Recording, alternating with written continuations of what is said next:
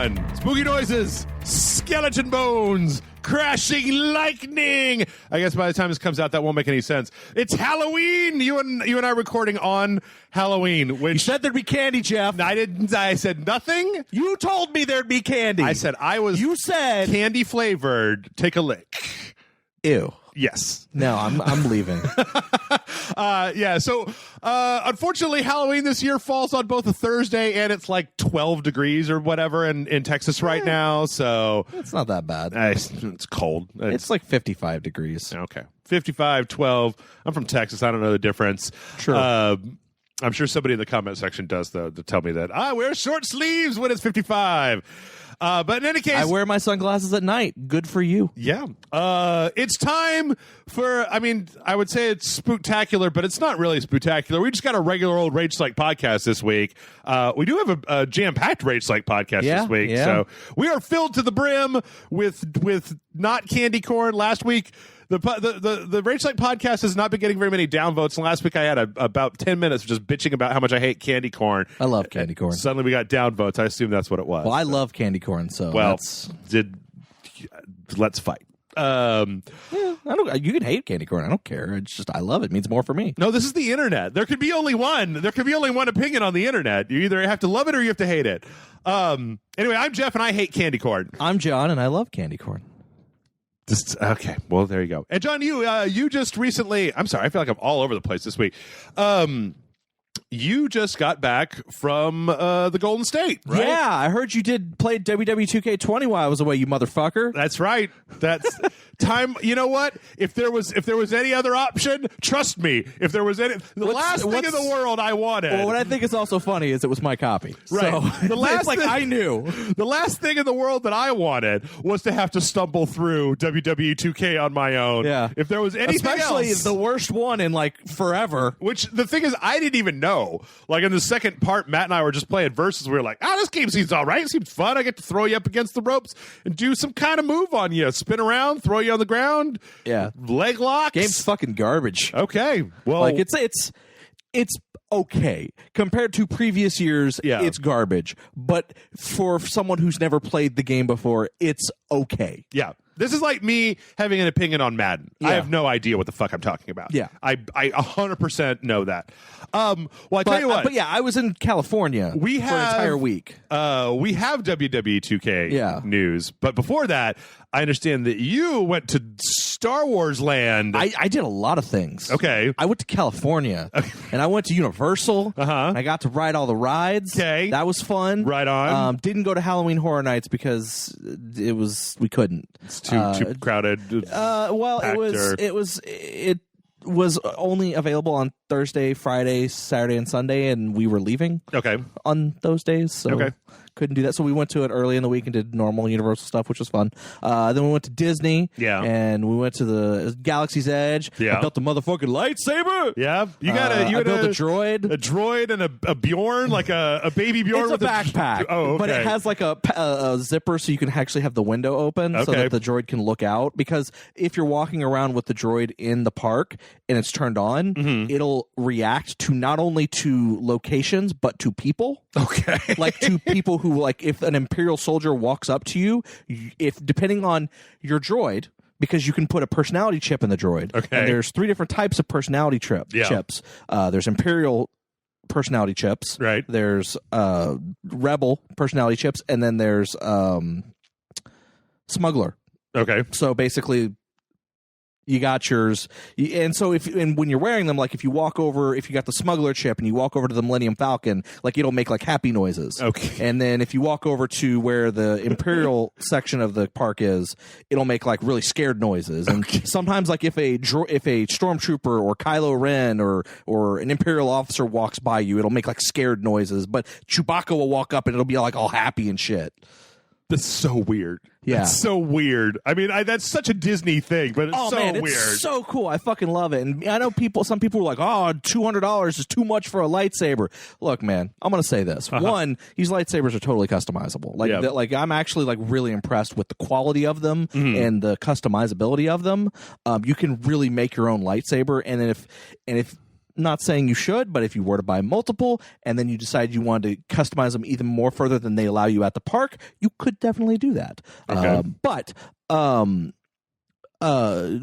you know, like they're like, oh, I could get a $100 lightsaber that's just as good quality, if not better. You're probably right. I'm not going to argue that. Sure. But you're not just paying for the lightsaber. They do give you a carrying case for it so you can carry it around the park so it doesn't get damaged. Yeah. And it's actually a nice case. Yeah. You're also getting a little like a pin, like an enamel pin. Plus there's the whole presentation of it, because it's like not just like, oh, go in, build your lightsaber and leave. It's like a whole like thing. Like there's like a whole, like they tell you the story of the Jedis and you know, tell you about like what you know, what each of the colors mean of the crystals and how, you know, all this, and then you build it and there's like a whole ceremony to it. And like there's you know, there's other stuff that I don't want to spoil for people who want to go, because it's actually a lot of fun. Yeah. Like, but it's like the whole thing, like I came out, like, so we went there and I had actually scheduled a my session, because they only allow so many people into these things at once. Yeah. So it's good if you're going to go reserve a spot ahead of time. Mm-hmm. But so I went in, I asked Amanda if she wanted to do it too, and she's like, nah, I don't want a lightsaber. I'm just going to build a droid. And I'm like, all right, cool. We'll get 2 droids. That's awesome. There's 2 different types of droids. We'll build 2 different types of droids. Okay. I'm down. But I'll get my lightsaber. I'm going to make a lightsaber. So we went to do the lightsaber thing first. And we did the whole thing. We walked out of there, and Amanda was like, I changed my mind. I want one. I want to do a lightsaber. I want that. That is so cool. Do you think we can get in? I was like, well, let's see if they have an opening at any time for the rest of the day. Walked up, and they're like, it's like, hey, she decided she wants to make one, or to get it too. Yeah. Is there an opening anytime soon? And they're like, it just so happens the group going in right now has one opening. Damn! So literally, we walked right back. It's like we walked out and then walked right back in. All right. Like it was actually funny because I was joking around with one of the guys. They're like, "Weren't you just in here?" And I was like, "She wanted to do it." And they're like, "Oh, okay." I'm going as General Grievous for Halloween. I need 8 different lightsabers to put on my belt to show all the Jedis that I killed. There's 4 different types of lightsabers that you can get, and each lightsaber has like multiple pieces and parts that you can mix and match. Sure. To totally customize it. And then there's like 5 different color blades that you can get. It's like, you know, blue, green, red, purple, orange. No, actually, I think I'm wrong. There's only 4 colors. Or purple. Yeah. Okay. So purple, blue, green, red, and purple. Yeah. Okay. But I think there is actually other colors you can buy separately. Mm-hmm.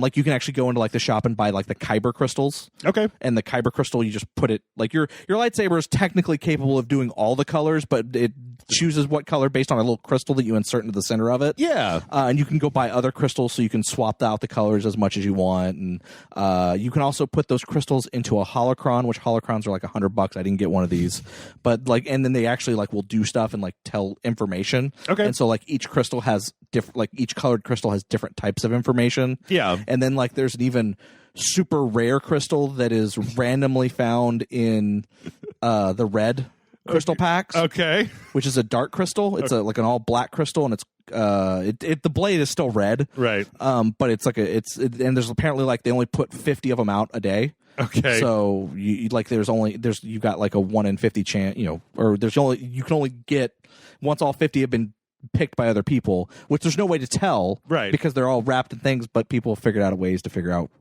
whether or not it's the dark crystal or not. You know, there's a lot of like marketing stuff, but the park is great because you can't see the rest of Disney while in Galaxy's Edge, and there's no Disney like merch. Yeah, like it's all like that's either Star Wars merch, and even then it's kind of not really like it's like they have jackets like that you would find in the Star Wars world, or you know, and stuff like that, like helmets and lightsabers and merchandise kind of stuff. Like they have like even like handmade wooden toys that you would see, like they look like they're handmade wooden toys. Do they have that broom that kid was sweeping up with at the end of The Last Jedi? No. That's what I want. I don't need jackets. I got jackets. I almost bought a puppet version of Salacious Crumb. Oh, that literally it has a little like a thing you put it on. You can put it on your shoulder or put it on a thing, and you can like push a button and move its head side to side and also make its mouth move. Okay. And so you can actually do the whole you know? And I was just like, I kind of want it. It's like $80 though, and I'm not really in the mood for spending $80. I mean, the whole thing about Disney, right, is like I don't feel like it's. If you're going to go to Disney, you got to go to Disney with a few $100 in your pocket and be like, I'm going to have a good time and I'm going to get some stuff. I'm going to get the stuff that I want. I'm not going to worry about it today. Yeah. Like, oh, you know, yeah. No, we were totally like, okay, next year when we come back, we're going to have to do lightsabers again. Yes. So that we can make the other types. Right. We're going to have to make another droid. So we got to make sure we saved up for that too. Okay. We might buy a Salacious Crumb puppet. Sure. Like we were basically like, okay, we got to make plans for this to buy this, and this, so that when we go back, we can do other stuff. And it was fun. The Smuggler's Run ride where you basically get to be in the Millennium Falcon. We got to do it. Okay. Which is you want to go into that with a group of 6 people. Yeah. Because there's 6 people on the ride. Okay. And otherwise they just randomly put you with people. Amanda and I got to be the pilots. And it was very clear that the father of the 2 children that were with it was us, 2 children, their father, and then like a 6th person that was just like by himself. Right. And it was very clear he was upset that we got to be the pilots because you don't get to choose what you get to be. Sure. Like they hand you randomly a pass that tells you, okay, you're the pilot of this boarding group. Right. Of this group that's going to go in and play. And it seemed like he was a little annoyed by that. That we got to suck it, old man. Yeah, but we got to pilot the Millennium Falcon, and then like the kids were the gunners, and they were shooting things. Cool. And then the 2 older guys were just in the back repairing. They're playing hologram things. chess. No, they were repairing things. Okay. But no, it's a lot of fun. I fucking loved it. I said it on Facebook. It was a religious fucking experience for me. I am a huge Star Wars fanboy. I love all the movies. You know. The only one I haven't seen is Solo. Okay. And I don't know when if I'm going to see that one. I like Solo. It's on Netflix. Yeah. Oh, that's good. I should probably watch it at some point then. Yeah. But I loved it. I thought it was great. The only other thing we did other than that, we did the rest of the park, which was fun. We got to ride rides. Yeah. Other than that, we did a I like scary movies art exhibit thing where you walk in, you can take like Instagram photos and yeah, that was a lot of fun. Cool. It's all on my Instagram and Twitter. You can find links to all of it. So. Okay. Well, speaking of Star Wars, last week we got the trailer for Rise of Skywalker, and this week we got another trailer for The Mandalorian. Yeah. Which was, I feel like, we got a little bit more like story out of it than we did with that first one. I gotta say, I said this last week. I'm going to say it again. It's funny that we've got all these Star Wars things that are coming out, and the thing that I'm least interested in is the feature-length movie. Like, I'm so interested in this Mandalorian show because I'm excited for all of it. It seems so different than anything that I've seen before. Yeah, I agree. And this, like, you could really just see. I mean, even from that first one, but you can really just see they've got who are the guys that Bosk are, the lizard guys, right? Yeah, there's a bunch of those. You got like stormtroopers and the costumes and I mean, I said this when the first trailer for this came out. It looks like a movie, right? Like it looks like a new Star Wars movie. The production value of just like the monsters, the sets, the action.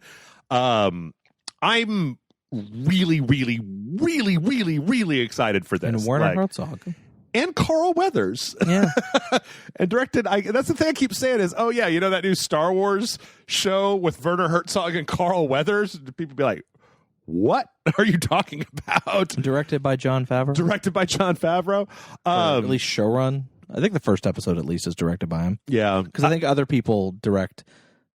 It's also got Gina Carano. Oh, and the guy that played Gus in Breaking Bad. Yeah. I don't know. It just looks great. I think it looks like a lot of fun. I'm looking forward to it. We'll definitely be getting the Disney Plus when it comes out. Yeah. I mean, the thing is that's the nice thing about streaming services is you go pick up Disney Plus, give it a month. If it's not worth it, watch all the Mandalorian. If it turns out that it sucks, then cancel your subscription and move on with your life. But I don't know. Like, this is the most excited I've been about a Star Wars thing in a long time, like I've said before, because it doesn't have to do with Jedis and Destiny and Death Stars, right? Yeah. And it doesn't have to do with fan service, which I feel like both Rogue One and Solo are totally fan service for like, how did the Death Star plans? Like, oh, the missing chapter that you never knew about. And I'm like, I don't give a shit about that. And Solo, I ended up liking, even though I was real kind of down on the idea of it, because I'm just like, listen, guys, I've had enough Solos and Han Solo. I don't need to see Han Solo and Chewbacca meet for the first time, even though I ended up liking that movie, because this just seems like it's totally unrelated to anything else. I mean, I don't want to know, but like the main character isn't Boba Fett, right? No, he's not. Okay, like, I mean, I don't know if that's IG-88 that we're seeing in that one part in the trailer. I think it is. But like the thing is that I haven't seen any direct fan service to big names from the rest of the franchise, and that's what I want, because I really like, one of the reasons I liked Solo so much was because it was this little story about a bunch of smugglers and not this big, rebellions and empire stuff. So I can't wait. I think it looks great. I'm totally excited for it, and yeah. And then we also got, I feel like we had a teaser before, but this is like the full-on main trailer for The Witcher. Yeah, it's pretty good looking. Yeah. I like the fact that there was one humorous line in it. There was one kind of dry Geralt being funny part in there. This takes place before the games. It's an adaptation of the books. Yes. And the games were a continuation from the books. Yes. I don't know, though. Like, again, the production values all look really high. Yeah. Like, all the acting seems like it's pretty good. The Witcher's a good franchise to tell and they got good actors. in. Like, despite what some people may say about Henry Cavill in his mustache as Superman, I think he's actually a really good actor.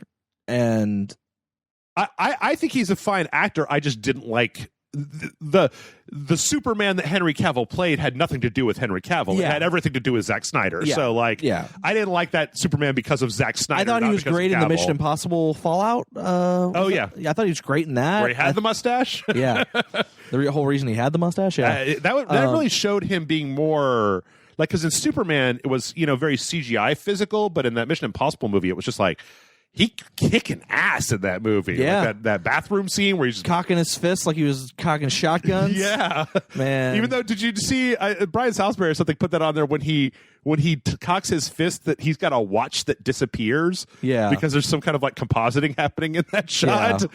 Yeah.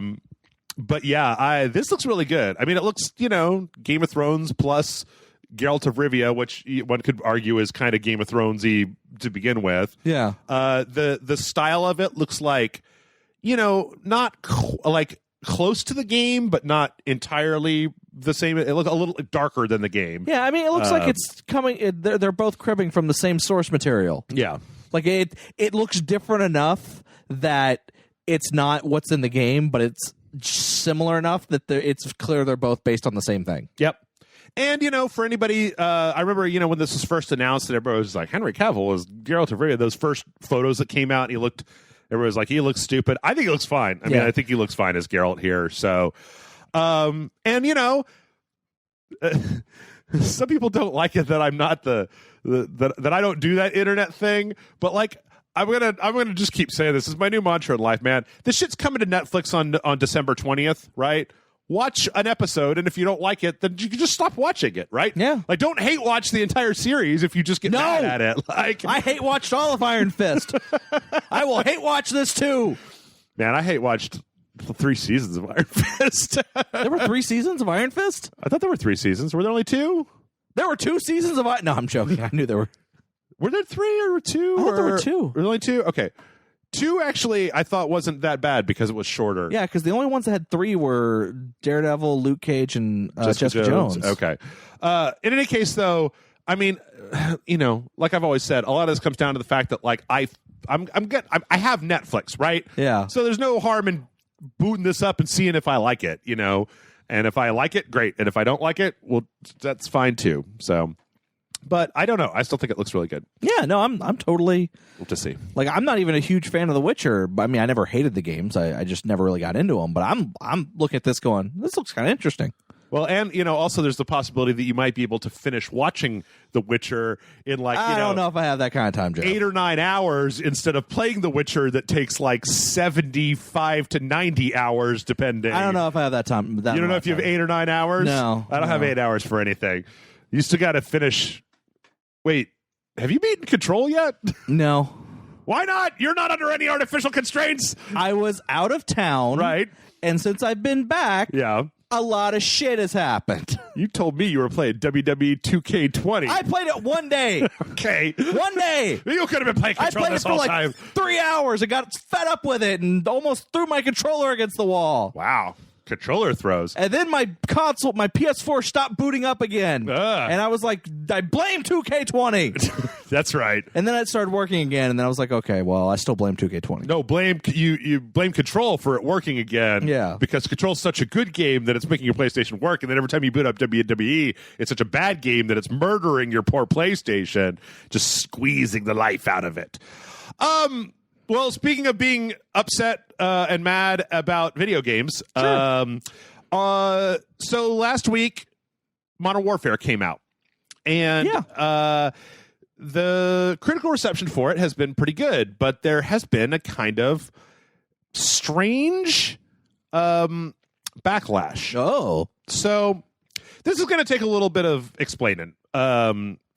There is a mission in Call of Duty Modern Warfare where they describe this highway of death. So the bad guys in Modern Warfare are Russian, and there's a whole thing where like this Russian bad guy, I haven't gotten to this point yet, I'm going off of articles that I've read, right? This Russian bad guy did this mass atrocity, attacked all these civilians on the highway of death, and that you're setting up for a mission where you're being a sniper and they're fighting on said highway.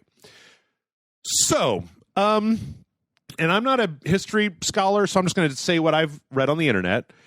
During the first Gulf War, there was a highway that was leading out of Kuwait back to Iraq, and apparently there was a convoy of Iraqi forces / potentially other refugees, contractors, and civilians and whatnot driving down this road when the United States military blew up the front and back of the convoy and then just proceeded to do airstrike after airstrike after airstrike on all of the cars in between. This has become a very contentious thing. This is why I don't want to get into like the specifics of it, because the United States has said that these were all essentially terrorists and enemy combatants, but it seems like there's a lot of evidence that there were civilians and contractors and things in there that were just wiped out en masse on this highway, and it was called the Highway of Death.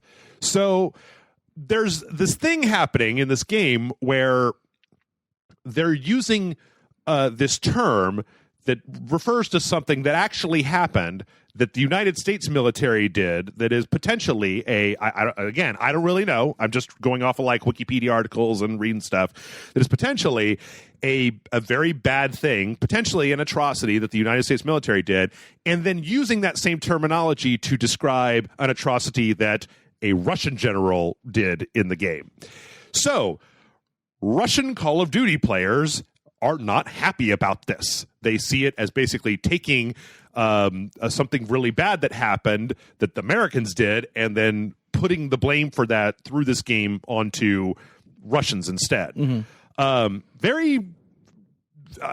don't really know how much I can say about this because I don't feel like I know enough. I don't know anything about it either way. So. Yeah, but it is the one thing that I will say is that Call of Duty Modern Warfare takes place in, like, there's parts of it that take place in, like, London, like where the second mission takes place in Piccadilly Circus, right? There's a giant terrorist attack. But then there's a lot of stuff happening in this, like, fictionalized Middle Eastern country called, it sounds like Uzbekistan, but it's not Uzbekistan. It's like it's a made-up place, right? So they were obviously cognizant enough to be like, we don't want to put this story.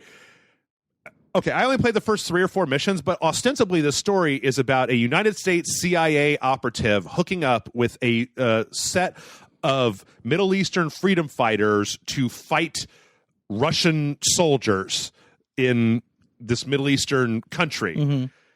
So, I understand why you would want to fictionalize that, especially given the state of the world right now. Yeah. But Call of Duty has always had such an attention to detail that it seems like, I don't know, this just doesn't seem, because there's an interview with one of the developers that GameSpot did where it's actually the narrative director who basically said, this is a guy named Taylor Kurosaki, who said, quote, I think you could probably find many instances of the words highway of death being used in a lot of cases. The reason why Urzikstan is the name of the place. Urzikstan is a fictional country is because we're taking themes that we say play over and over and over the last 50 years in countries and locations all over the world. We're not making a simulation of one particular country or a particular conflict. These are themes that play out over and over again, and with a lot of the same players involved, we don't portray any side as good or bad.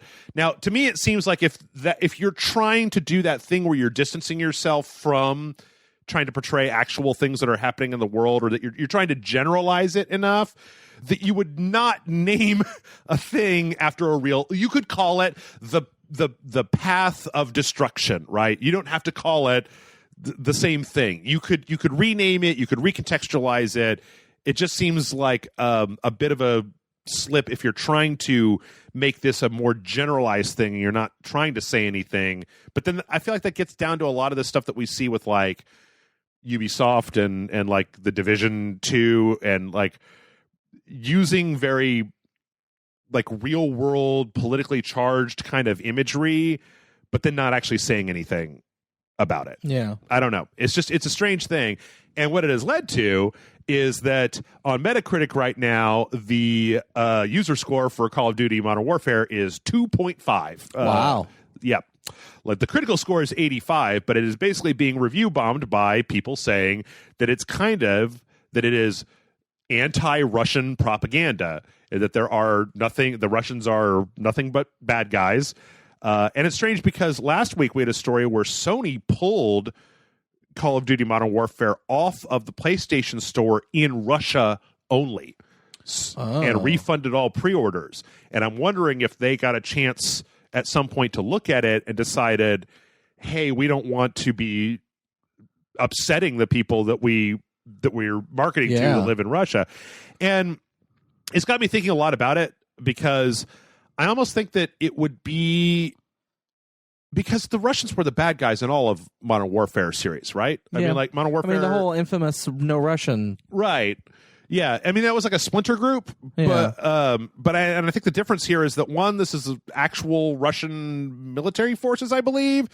Two, I feel like it might have just come out at a really bad time, considering the state of the world and tensions between the West and Russia and whatnot, or just America and Russia, and like I'm not going down this road, but there's a lot going on right now that has to do with Russia and the military and stuff like that. So it's just interesting to me. I don't know, John, do you have any thoughts? I got nothing. Yeah? Yeah. I mean, I feel like at the very least that you are talking about how you have read up on Wikipedia and stuff, so you're spending a lot of stuff that you found up on that and articles on Wikipedia, right? But that you don't feel qualified really to say one way or the other. I feel even less qualified because you haven't even read the Wikipedia articles. I don't even know what the half of the stuff you're saying is. Yeah.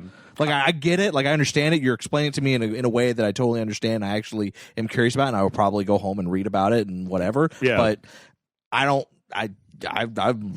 have anything to say about this. I don't know. I honestly think that it wouldn't be a bad idea for Activision to at least change that one line, right? Because it's just a line that a character says in the game. Yeah. And I feel like if you could just rename it to something else, to just something fictitious, that it would be over passive doom, right? That's the only thing is you already made the setting of the game a fictitious place, right? These are fictitious events that have not actually happened.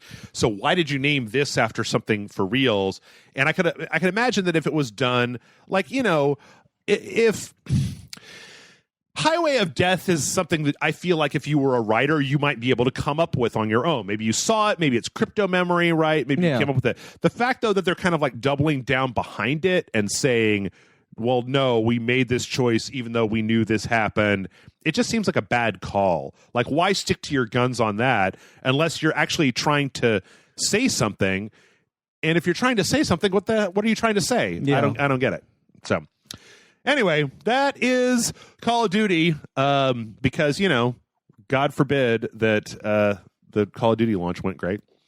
From there, John, you said you hadn't heard anything about this. No. So let's talk a little bit. I haven't heard anything about a lot of things lately. You've been making lightsabers and droids, right? Yeah, I was away from all the news sites. Okay, so this week, this is a little bit of snake eating its own tail story, right? Because we're going to talk about Kotaku and Deadspin. So just recently, what was left of Gawker, which then was rebranded as like Gizmodo Media and was owned by Univision, was rebranded as G/O Media and sold to another boss. It was signed. It was Great Hill Partners bought it, and the former CEO of Forbes.com was put in charge of this organization. Okay. With you so far. Okay, so a lot of this starts with Deadspin and then starts to go over into Kotaku. For anybody who doesn't know, Deadspin is the sports arm. The Gizmodo and Jezebel and Lifehacker. IO9 and Lifehacker. Yeah. Some of those, I don't know if IO9 is around anymore. No, it is. Oh, okay. I read IO9 every day. Okay. Which is also surprising that I don't know what's going on here. So this new boss came in, and the first thing that happened was they staffed up her management apparently with all of his buddies. Like, there's a whole separate story that I'm not going to go into that is that there were a lot of, like, say, women and people of color that had been working in these various organizations for a long time that could have been elevated up into these, like, higher executive roles. And apparently the process was just very quiet and behind the scenes. This guy basically hired all of his dude bro buddies and put them in. So then there came a leaked media that I think the Daily Beast published that talked about how Deadspin had gotten an edict that they should focus on sports. Like, stop writing articles that are not about sports. Now, I didn't really know this because I don't go to Deadspin because I don't give a shit about sports. But apparently Deadspin, they write sports, but then they also write... They've just got like a political column that they write. I mean, it's Gawker, right? They're all super media.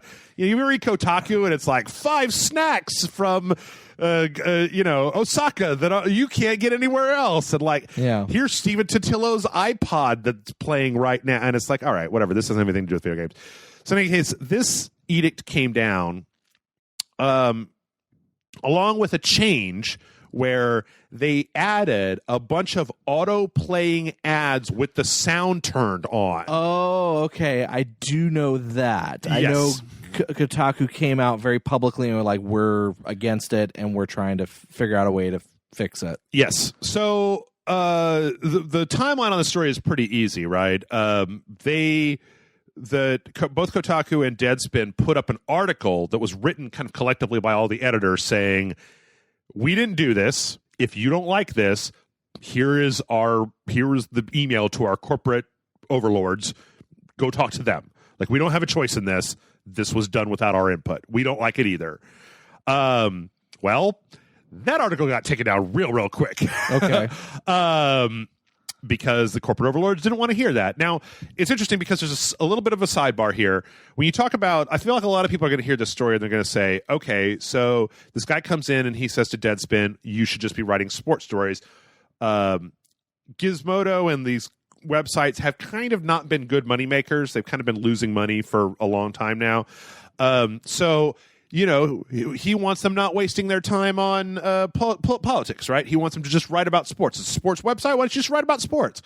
The thing is that the politics articles tended to bring more traffic to the website than the strictly sports thing. So the idea that your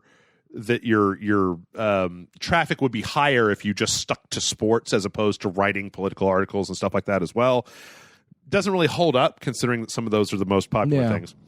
So anyway, back to the story. This came out and then was taken down. And then a few days later, their chief the head editor on Deadspin, who was I cannot find his name. He quit. And then yesterday, as of recording this podcast on the 30th, like 8 or 9 other writers for Deadspin basically just walked out in solidarity with him. And the thing is that it seems like this same thing is kind of edging over to Kotaku. There was also a leak about making sure that Kotaku sticks to writing stories about video games and not anything else, but just video games. There was a rumor that I read that apparently the new CEO was not happy about all of Kotaku's coverage of the Hong Kong Blizzard stuff because it was very kind of politically charged, and that even though it totally does have to do with video games, right? And that he just kind of, it's kind of, I mean, I think we all know what's going on here, right? It's just like, just stick to video games. That's why I got this, was just video games. Well, I don't understand why you got to rile people up with all this other bullshit. So as of right now, as of the recording of this, people like Schreier and Totillo and whatnot are still have a job. And Kotaku still has, I went there today looking at news stories. There's still news stories coming out of them. But it seems like we might be seeing potentially the same thing that happened at Deadspin happen at Kotaku. That if Kotaku's always been a website that writes about all kinds of shit, right? They've never been just so focused on video games. And I feel like the people that have been writing there for years being told that, like, well, you need to write just this one thing. Now that's been spun. I've seen a lot of articles spinning that as like, yeah, God forbid your boss tell you what to do with your job, and then if you say no, then you should be fired. But I don't know. At this point, I've also seen a lot of people on the internet that seem there's tons of people that don't like Kotaku. Yeah, and I do know that on Deadspin they actually turned off comments. Yeah, and a lot of people on Kotaku have been worried that that's going to happen to Kotaku very soon. Yep. It's possible that we might be seeing the end days of Kotaku. Yeah. Which kind of sucks, because the stuff that Schreier's been doing as far as like deep dive investigative journalism into like what happened with stuff like Anthem. Not just that, but even like some of the other writers that are on there, like Gita Jackson and fucking Tim Rogers. And yeah. I mean, mind you, Tim Rogers just does goofy internet stupid shit. Right. But like, like some of there's a lot of fucking really good writers for Kotaku. I actually feel like Kotaku's at a weird place where maybe you don't like all of their articles, but all of their articles are really well written. See, for me, whenever I'm looking for articles, I'm just looking for basically like just press release. Like, no, because I'm running this show, right? Yeah. Like, this is just me just reading stuff. Yeah, like, I'm not doing this for like the podcast. No, I get it. And they're entertaining. Their articles are more like entertaining than just like a, Jedi Fallen Order is coming out on this day. Here's the latest trailer. That's it, right? Like the press release kind of reporting stuff. Yeah. But the thing that I've seen and that I kind of wanted to just comment briefly on is that a lot of people, and this goes all the way back to Gamergate, right? Yeah. Hate Kotaku. Oh, yeah. No, of course they do. And are gleeful that Kotaku could potentially be shut down over this, a kind of ding dong, the witch is dead type of thing. And it's been a little weird for me to think about this week, because I think about how if you don't like Kotaku, why just don't go there? Like, right? Like, if you just don't go to Kotaku, how often are you going to run into Kotaku in the wild? Like, I don't know. And it also seems strange to me that, the result is that Kotaku might be going out of business, but the reason is because heavy-handed corporate overlords have come in and told a bunch of people that they can't write and do what they want to do the way they would like to do it.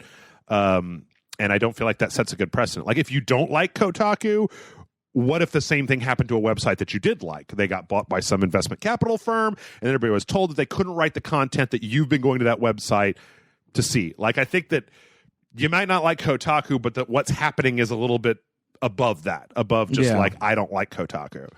But it sucks. I think it really sucks, because I think that I especially like the stuff that Schreier does because I feel like that's the only place anymore that we're seeing these behind the scenes kind of reporting about crunch or about like, what happened with Mass Effect Andromeda, what happened with Anthem, or those have all been fucking great. So, but I feel like right now with Kotaku and even IO9, because again, I read a lot of IO9. Yeah. I know they're not necessarily part of this. But like you've been seeing a lot of really good articles of yes, they have their people who are really well written and well versed who do like the more entertaining stuff, but then you also have people that are going in there and like talking about being a gamer from a female's perspective, sure, or talking about being a gamer from a different race, being Hispanic, being black, being sure, and they're really well thought out articles, really well put together, and I feel like coupled together with Schreier's posts, and like I said, and all that, it's kind of made this identity for Kotaku for me that has set it apart from all the other news sites. Yeah, and whether you like what they do or not, it's they are doing something that they're doing and talking about video games in a way that not many other people are. Yeah, I think it's needed. I mean, whether or not it's needed, I think it'd be a shame if it went away, right? It's an option where if I want that, I can go to Kotaku. And if I don't want that, I can go to VG247 and just read, a big list of news articles about this and this and this and this. There's a difference. When I look up stories for this website, I go to Game Informer and VG247, Polygon, and Kotaku, and I save Kotaku for last because I'll usually find some wackadoo thing on Kotaku. Like I usually try to get all of the press releases out of the way with these other websites that are very dry, and then I'll just scroll through 3 or 4 pages of Kotaku looking for like, okay, what's interesting. So if you're one of the people that doesn't like Kotaku, I'm honestly curious why it has to go away. Like, that's the thing that's weird to me, is the difference between I never go to the website because I don't like it. I don't go to websites that I don't like, but I don't wish that they went away. Like, I think it's fine that they're over there catering to the people that like them. I don't want to take that away from them. So, in any case, we'll see what happens. It's possible this might all turn around, or the bad press might change things, but I don't think so. I think, but the other possibility is, if you see a mass exodus from Kotaku, you might see a bunch of writers go team with some of the Deadspin writers, start a new website, an independent Patreon-funded website or something. Yeah, you could find them starting a new company, a new website altogether. You could find them joining other websites that are already out there, a whole bunch of different things. So, like, that's the other thing, is I think that if you don't like the people that are writing at Kotaku, even if Kotaku goes away, those people are probably still going to be out there writing articles about their experiences. So, in any case, all right. Well, now that we've wasted most of the podcast, let's zip through some of the rest of this. Ubisoft had an earnings call, and it turns out that their operating income is down 93%. What? That's not like profits, but I think that the Breakpoint has been a big disaster for them. And you don't say. Pushing all the rest of the stuff out to try to fix Breakpoint has also left them with a gap where there's nothing. There's nothing this holiday season coming out from Ubisoft outside of and then they pushed all of their games even further back. Yes, because they also announced at this same thing that 5 of the games that they're going to be coming out, and that is Watch Dogs Legion, Gods and Monsters, Rainbow Six Quarantine, at least and then I think 2 unannounced are going to be cross-generational. So released on the PS4, Xbox One, but then also on the PS5 Scarlet. So, which is great. I don't know. Maybe I don't know. I've lost so much interest in what Ubisoft does, because the only thing that Ubisoft has been doing that is announced that I've been interested in is the new Watch Dogs Legion. And I will say this, even after they showed it at E3, I still had reservations on whether it actually plays the way that they're saying that it plays. Because it's one thing for it to be an E3 demo, and then it's a completely different thing when it actually gets to stores. And that's both figuratively and literally sometimes with Ubisoft. So if this is them going, let's just work on this so we can make sure that it is not only a blockbuster seller, but actually worthy of that blockbuster, that more people just keep buying it. and it's not a complete shit show when it comes out, let's take a little bit more time to work on it, then I'm cool with that. Make that game the game that you've told us it is, and if you need more time to do that, great. Yep. Speaking of which, Breakpoint, they also put out a blog post talking about their kind of, basically they're going to be trying to do kind of a No Man's Sky. We've seen a couple of other games with kind of drastically post-launch fixing the entire game, like in a point of overhauling kind of the whole thing from top to bottom. So I'm going to say this, and I'm sure others have probably said it. I feel like what we're seeing here is the result of Ubisoft releasing 2 or 3 games of service games back to back. Between the Division 2 and then Breakpoint, and I'm pretty sure there's another one somewhere in there. And then Ghost Recon or Rainbow Six has never stopped. Like, they keep doing seasons and updates and DLC for Rainbow Six Siege. And it's just like, you make a good point. How many realistic tactical military shooters can one person play? Like, if you're happy with the Division 2, do you really want to go to Breakpoint? Do you really want to spend $60? Especially after finding out that apparently it's broken to the point where they're going to have to overhaul the entire thing. Yeah, but it's just like, in Ubisoft has kind of been the one that's been all in on the games of as service mechanic. Yeah. I mean, mind you, other companies have done it as well, obviously, with like Anthem and Destiny and all that. But Ubisoft has seemed like to be the one to go all in. And I feel like this may be repercussions of going all in. Well, when you say all in, do you mean that the fact that like the last 4 games that they've put out have all been that it's not been like, here is Anthem and then here's like a soccer game, it's been every one of these, and that they're very similar, and that if you get hooked into one of those ecosystems, do you really want to jump ship for Breakpoint, or do you just want to keep playing Destiny with your friends, or the Division 2? Yeah, so I don't know. We'll see. I don't really like it's funny because I spent a lot of time talking sugar about No Man's Sky fixing their game post-launch. But for a major AAA developer like Ubisoft, I have a lot less goodwill for them to spend 8 months fixing Ghost Recon Breakpoint. It's like, well, for you guys, that should have been fixed before it came out. Like, Hello Games was like what 20 people total. So, and at one point they had a flood that destroyed their offices. Right, and they lost a bunch of work. Yeah, so and they've added content to No Man's Sky on a pretty regular basis for the last 2 years. Yeah. So I don't know. Maybe I just don't like Ghost Recon Breakpoint. Well, speaking of companies that have been a little bit controversial recently, we got a lot of leaks for BlizzCon this year. Yeah. A lot of leaks. Apparently, we were talking last week about how there's a Diablo art book ad in a German publication that said it was for Diablo 1, 2, 3, and 4. So there was some information about that. Last week, there was a bunch of stuff about Overwatch 2 that we saw. That looks like it's going to have a PvE mode as well as some kind of PvP mode. There's some artwork that's out there showing some kind of differently designed characters, as well as like a new character, like an Omnic in there. We also got some World of Warcraft Shadowlands teaser art, so an expansion for WoW that's coming out as well. A lot of Blizzard coming up.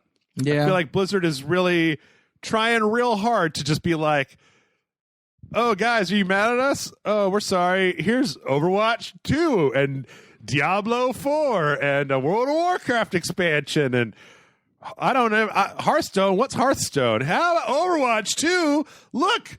And apparently the rumors right now are that Diablo 4 is going to be 3D, but it's going to go back to the more dark and gritty art style from Diablo 2. So it's like, oh, you guys wanted that gritty look at gritty Diablo phone game. What phone game? Look at this. Look at all of this great content. You guys wanted a single player Overwatch? Oh, look. Hey, we made a single player Overwatch game.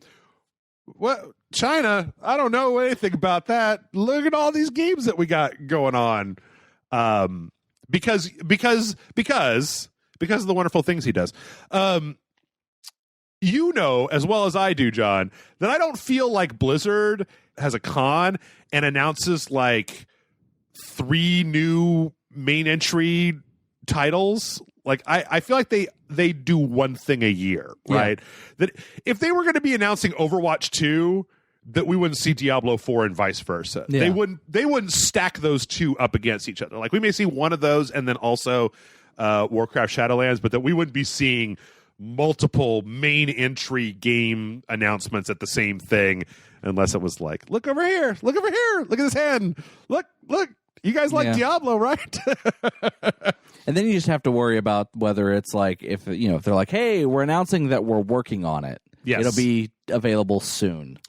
I think Diablo 4 is probably quite a bit further along than I the think rest of Diablo them. 4 was always supposed to be announced at this BlizzCon. Yeah. Because I think there were rumors about it last year. Mm-hmm. Because everybody was psyched for Diablo 4, then when they showed Diablo, was it Eternal? Was it the name of the phone one?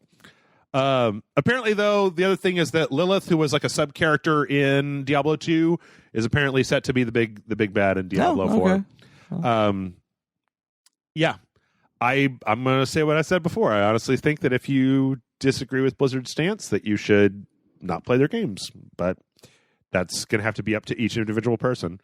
Like, I literally saw somebody took a screenshot of a Reddit post of somebody on the Blizzard subreddit that was like, I deleted my account 2 weeks ago in protest of the Hong Kong stuff, but I want to play the Halloween Overwatch event. How can I get my account back with all of the skins and stuff that I have for Overwatch? And it's like, you can't. I don't know. You have to make that decision on your own. Like, where do I stand? So, but I'll tell you who doesn't have to make a decision about Hong Kong, and that's Blitzchung, who got brought on by a professional esports organization, Tempo Storm, who hired him on and basically said that during his 6-month probation that he'll be doing other games and they're going to be supporting him, and that once it's up, he can kind of make a choice for himself whether he wants to go back to keep playing Hearthstone or just stick with some of the other stuff that he does in the meantime. So okay, cool. That's at least a good ending for him. Yeah. So we'll see how all that goes. From there, we've got a bunch of weird EA news. So EA has talked about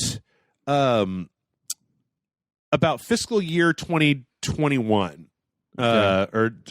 Which goes from the back half of 2020 until the March of 2021, and said that they are going to be they've got 2 unannounced projects from third-party partners, and then a bunch of like remasters, like the Command and Conquer remaster. They said they're going to be mostly focusing on remasters of fan favorite franchises, like Command and Conquer.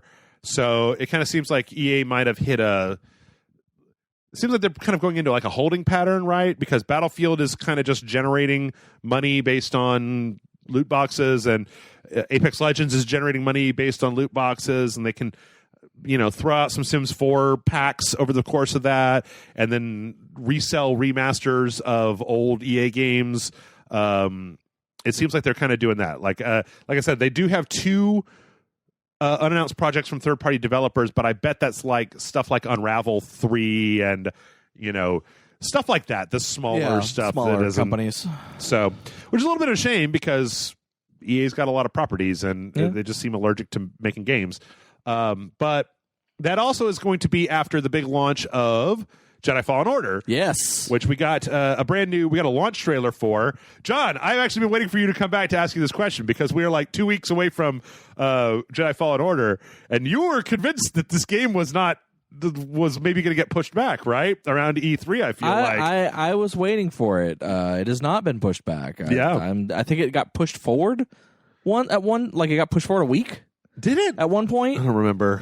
So many release date things. In any case, I couldn't be more excited about this game. You know what? It looks absolutely here's the thing. incredible. I'm going to buy it. Yeah. I already said I was going to buy it. I already know I'm going to buy it. Yep. But just like I said, they were being very cagey with what they were, with some of the decisions and some of the way they were talking about the game and what they were showing, and that made me really, because hey, companies have looking at past instances of other developers doing the exact same thing. Yep. It's always been bad. Yeah. I'm hoping this is a great game. I'm looking at it. It looks good. The graphics look great. I kind of want to play. I really want to play it. So know, Sekiro meets Metroidvania in the Star Wars universe. Okay, sure. I can get down with that.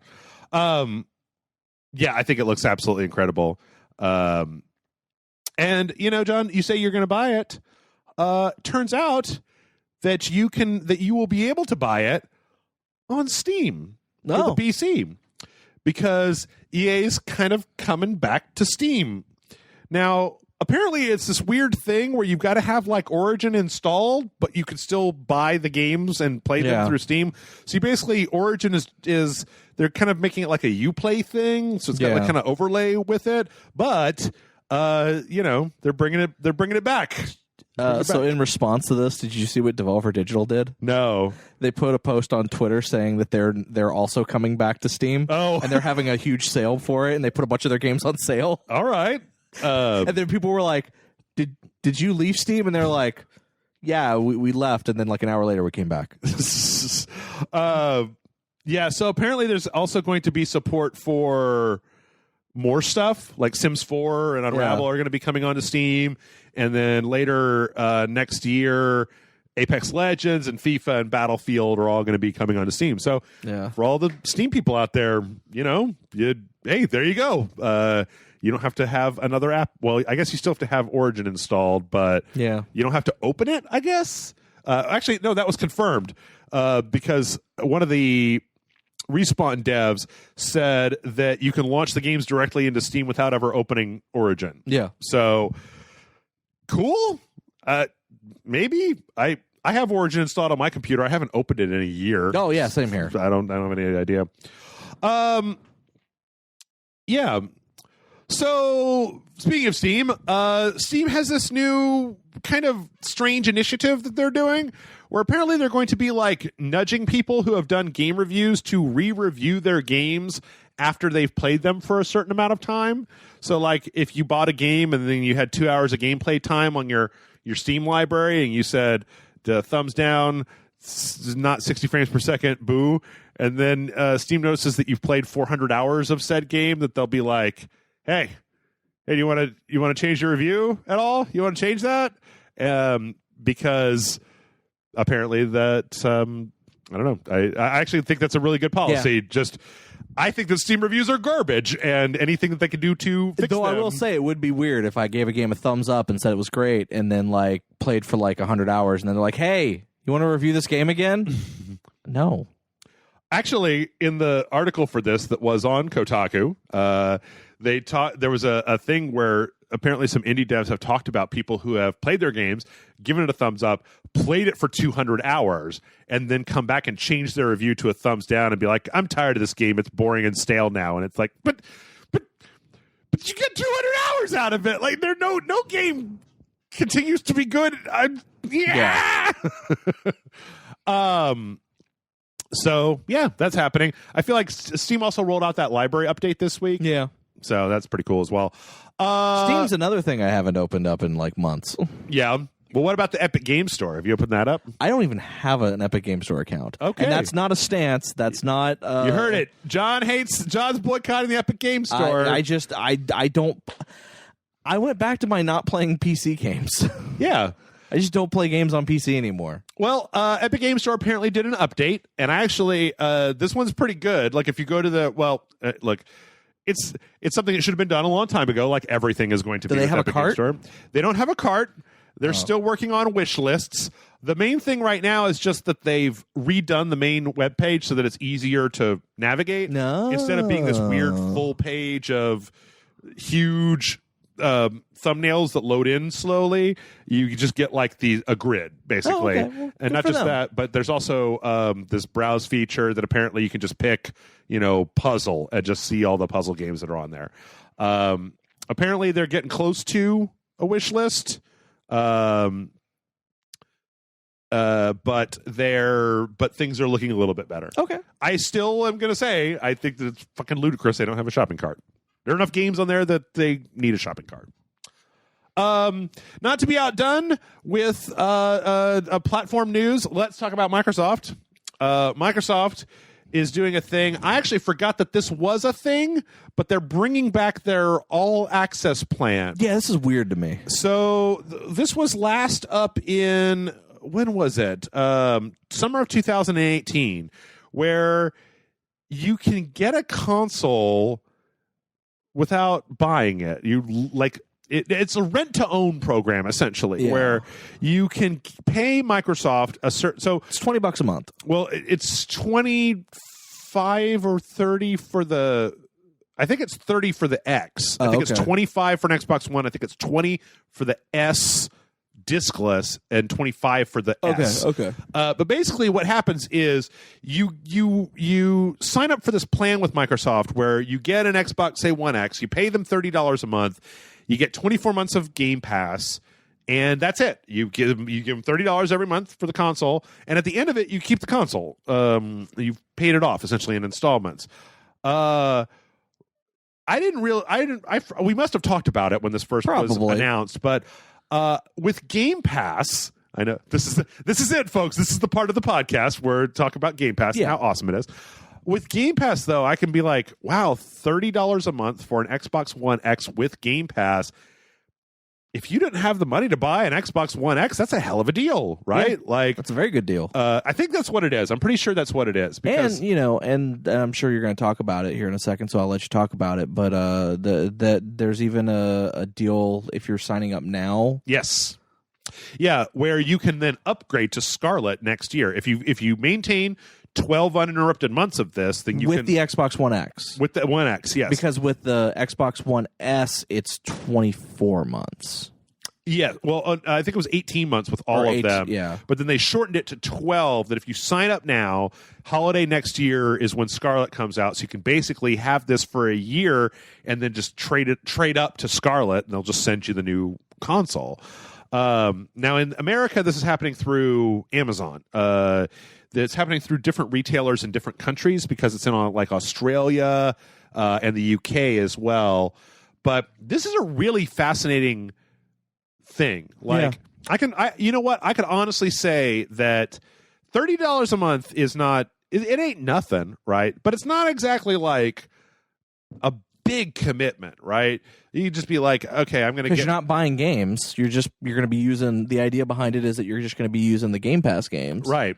Which you could sign up for. You could sign up for Game Pass, get access to the Game Pass. I mean, you're going to get 24 months of Game Pass no matter what. Yeah. $30 a month is going to give you access to all the backwards compatibility stuff that's coming through Game Pass.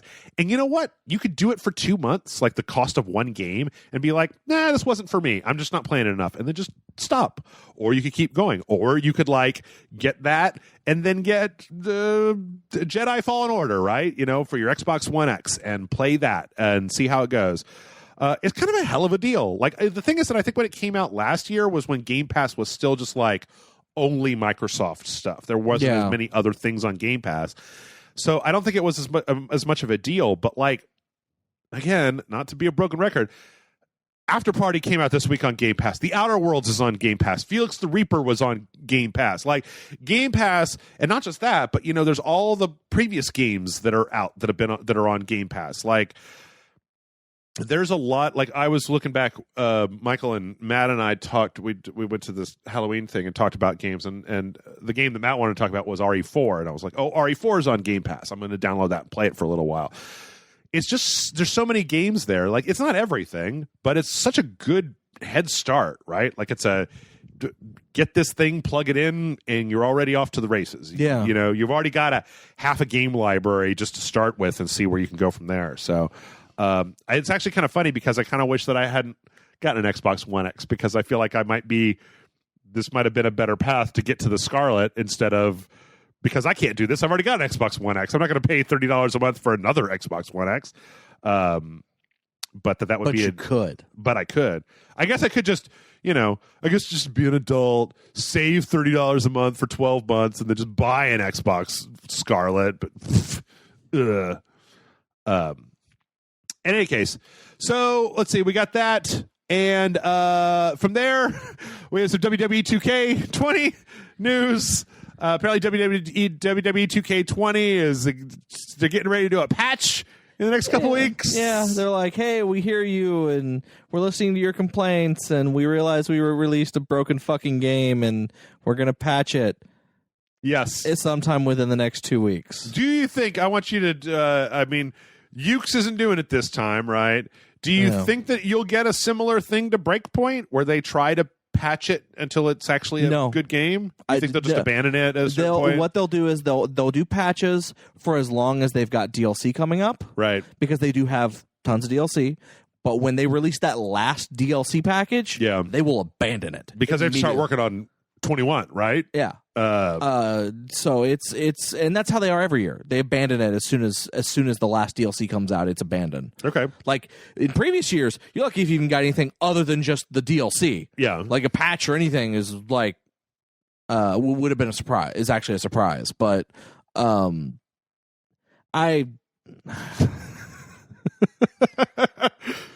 here's the thing. Like a lot of people are saying that. Like, oh, well, Ukes leaving in the middle of development totally screwed them over. You know what?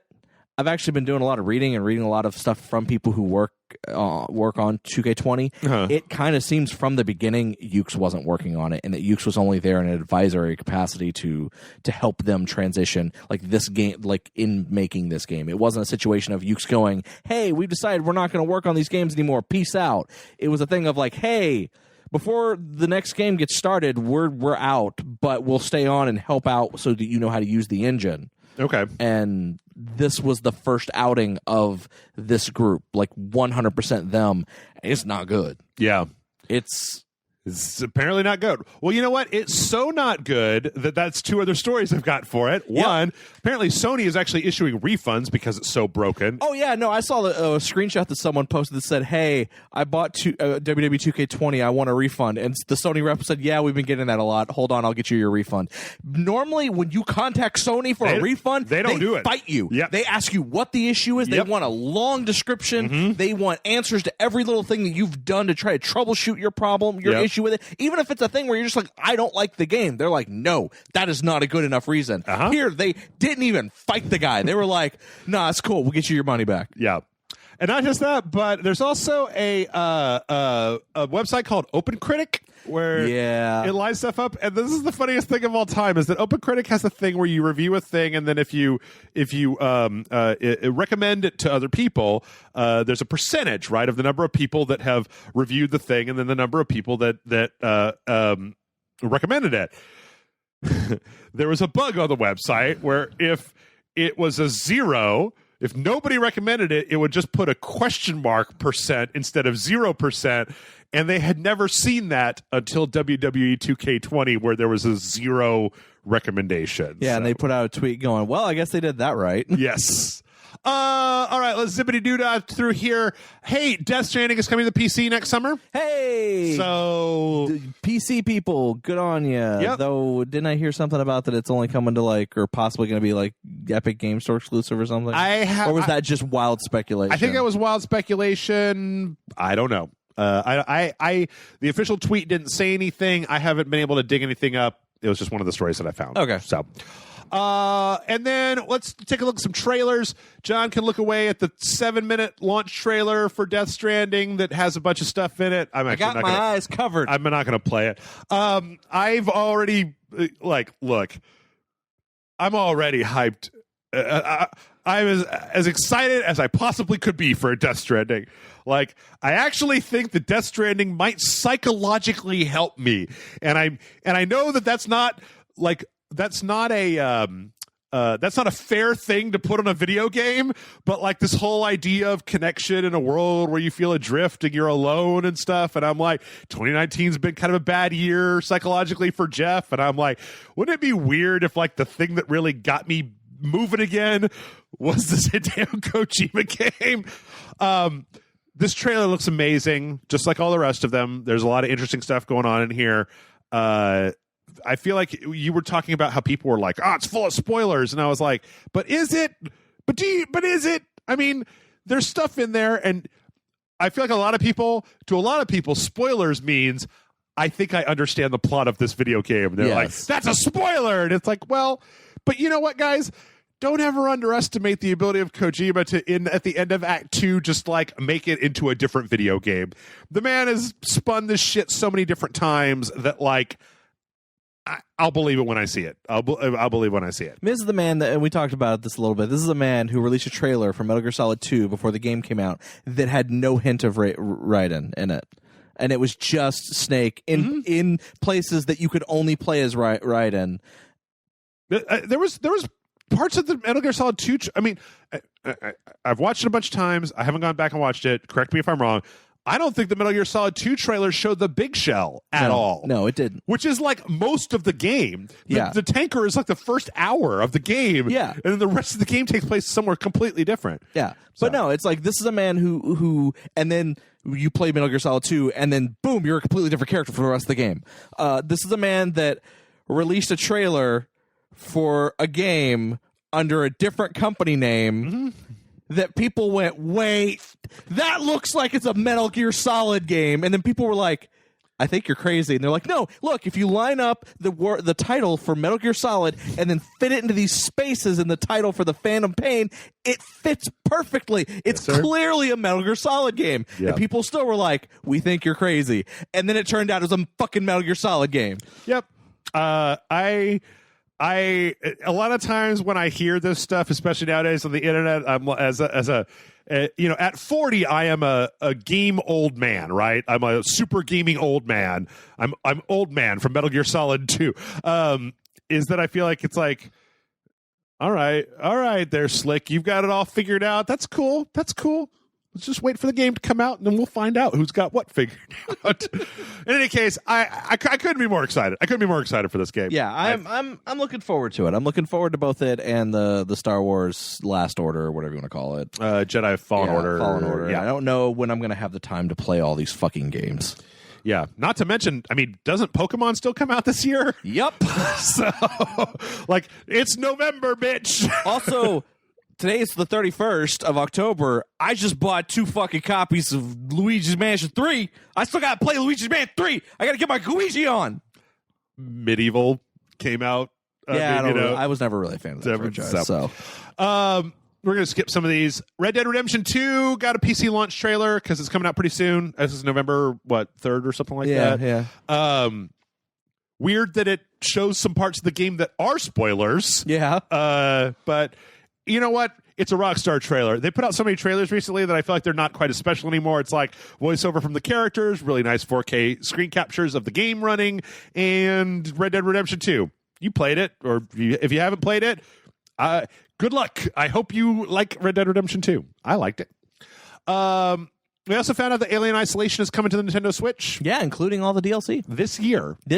And it doesn't look too bad. Yeah. So, all right. Switch is becoming the console that if you missed out on a game in previous generations and even some early this generation games, then this may be the way to play them handheld and on the go. Check it out. All right, so we've got a few announcements about game dates and whatnot. You remember last year at the VGAs, they talked about Dragon Age. They had a teaser for what was obviously going to be a new Dragon Age game. Apparently, according to in that EA earnings call, they were asked about Dragon Age, and they said probably going to be out in fiscal year 2022, which means the back half of 2022 to early 2023. So if you were hoping for that anytime soon, guess what? They put all of their work on Anthem. Yeah, it's going to be the next gen. It's going to be on the PS5, right? Scarlet, and you're probably not going to see it for at least 3 years. So sorry. But hopefully, when it comes out, it's not broken. Yeah, if you're a horror game fan. Red Barrels, the makers of Outlast and Outlast 2, put up a teaser and said announcement coming soon. And it's just a hand grabbing another hand that says where freedom ends. I mean, this probably is going to be Outlast 3, maybe something different. Also, because it's Halloween, they changed their username to Red Boo Arrows. Yeah, so nice. NBA Live 20 is not a thing. Apparently, it's been canceled because it just wasn't good enough. Okay. So that was supposed to be coming out at some point, and apparently they've decided to kind of go back to the drawing board and try reworking it. And then if you've got PlayStation View, make sure to watch all your TV shows because it's going away January 30th of 2020. Yeah. They basically said there are way too many services that do the same thing. Yeah, I mean, We don't wanna compete. Hulu even has their live streaming yeah. service, which, it's expensive as fuck, but Yeah. I mean, it's also probably accurately priced for what it is. But yeah, I know you can get that on Hulu. I think you can do it on a few other services as well. Yeah. And then last but not least, Suda51. Oh, Suda51. I really love this story. So apparently, Suda51 was set to do the new trailer for No More Heroes 3 at the Reboot Develop Red conference in Canada, and he went out on stage and instead of showing a trailer for No More Heroes 3, spent 45 minutes talking about his favorite music and favorite music videos and showing sometimes clips, sometimes the entire music video to the audience of people that had come to see him, and basically just talked about like the songs he likes. Apparently he played all of Coffee and TV by Blur and just used his time to play that music video on YouTube. I love this, man. I honestly, he's one of my favorite developers. Yep. I'm not even upset. Like, if I had been there, I wouldn't have even been upset. I'm impressed. Yeah. So apparently, Suda51 just walked out and pulled a drunk Jeff. He just spent 45 minutes talking about 90s music videos to an audience of developers, and then said that Nobuaki Kanko is doing the soundtrack for No More Heroes 3. And apparently he said that guy is so pretty that whenever he comes in the office to work on the soundtrack, all the women that work at Grasshopper just stare at him the entire day and nobody gets anything done. And then he was like, all right, bye. That sounds great. I want to make money doing TED Talks just about like whatever happened to me yesterday.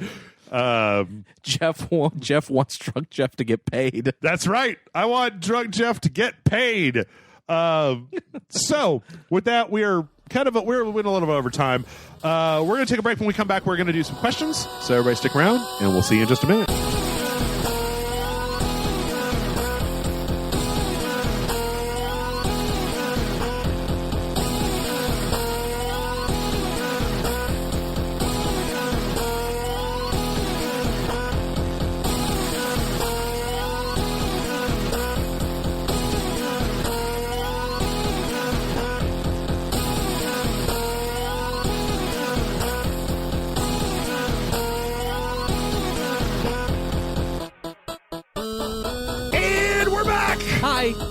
And before we get to the questions, John, I actually have a little bit of let's call it Rage Select business to get into. Oh shit! So I know that I've been kind of putting it out there a little bit that Patreon for Rage Select hasn't been quite what it once was, and it's been kind of down to the point where it's been a little bit trickier. Basically getting all the games I need to get stuff out. Well, I have to say that we've had a lot of new patrons and then a lot of existing patrons who have upped their pledges. And I just wanted to say thank you to all of those people because that's awesome. I'm so glad that y'all are here for me and us and Rage Select. And so pat yourself on the back. And with that, let's take some questions. Okay. So, mail@rageselect.com is the email address. And the first one this week comes in from Juho, who says, "Hi, Rage Lords. I jumped straight to my question, thoughts, and ramblings, and try to avoid doing any real work at my workplace. So he's got two, it looks like here. One says, I've stopped. I feel like that this person, the English might not be their first language. I'm just going to read it as it is and try to kind of interpolate. So, okay. I stopped watching any trailers and other media concerning Death Stranding. At this point, I want to go in as blind as possible to the game. Last thing I watched had a few minutes of the briefing video, and I just stopped there. Something I've noticed: the more the gameplay and story are revealed, the less excited I get for the game. For the knowledge of the premise that I have acquired, Death Stranding's story is very close to Final Fantasy: The Spirits Within movie. World is devastated by something super bad. Now spirits or spirit-like creatures plague the world. It's not a very original premise, but I hope Kojima can deliver. What are your thoughts about this? Post-apocalyptic stories are often too similar to others. Also, now that Kojima is freed from Konami's constraints, will the game be a masterpiece or Star Wars Episode 1? I.e., there was no one holding back Lucas for Lucas's bad ideas. 2, as a Finn, Control is the perfect game for me. Ati is the best goddamn thing to ever happen to gaming. His terrible English, known as rally English, combined with Finnish idioms, like you think there's a dog buried in this, and he puts up another thing. I'm not going to attempt to butcher the Finnish language by reading this. Is just perfect and hella stupid. Hopefully, Remedy will add more crazy Finnish characters in their game in the future, or just make a game set in Finland already. P.S. If you ever need any translation for Adi speech, I can help with that. And that's from Juho. So I think I'm sorry, I thought that second one was a question. I've only run into Adi a few times. Adi's great. And it's such an interesting... Like, I never want to leave the room every time I encounter him. Like, I just want to sit there and wait until it circles back to the beginning, and then I'll leave. I just haven't played that much of the game so far to run into him more, but I've liked what I've seen of him before. And you know what? I could totally relate to the set a game in Finland already, because I want a game set in Austin, Texas already. I think Austin would be a great setting for a video game.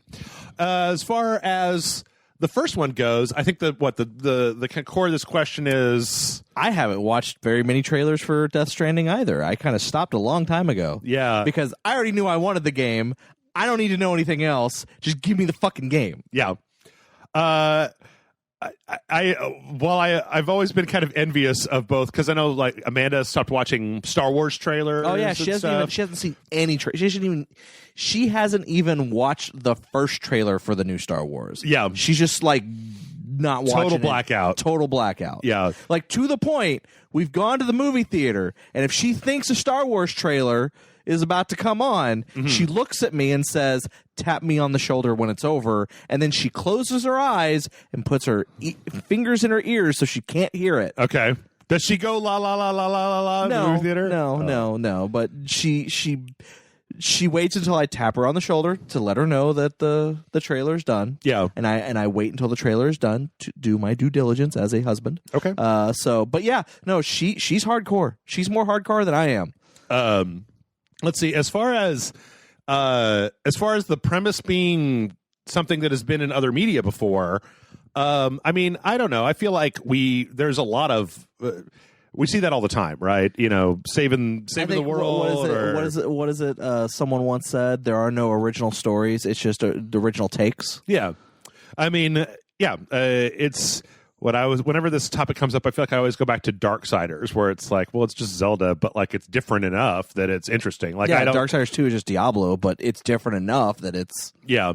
So I don't know. I don't get the impression that I don't get the feeling that it's going to be.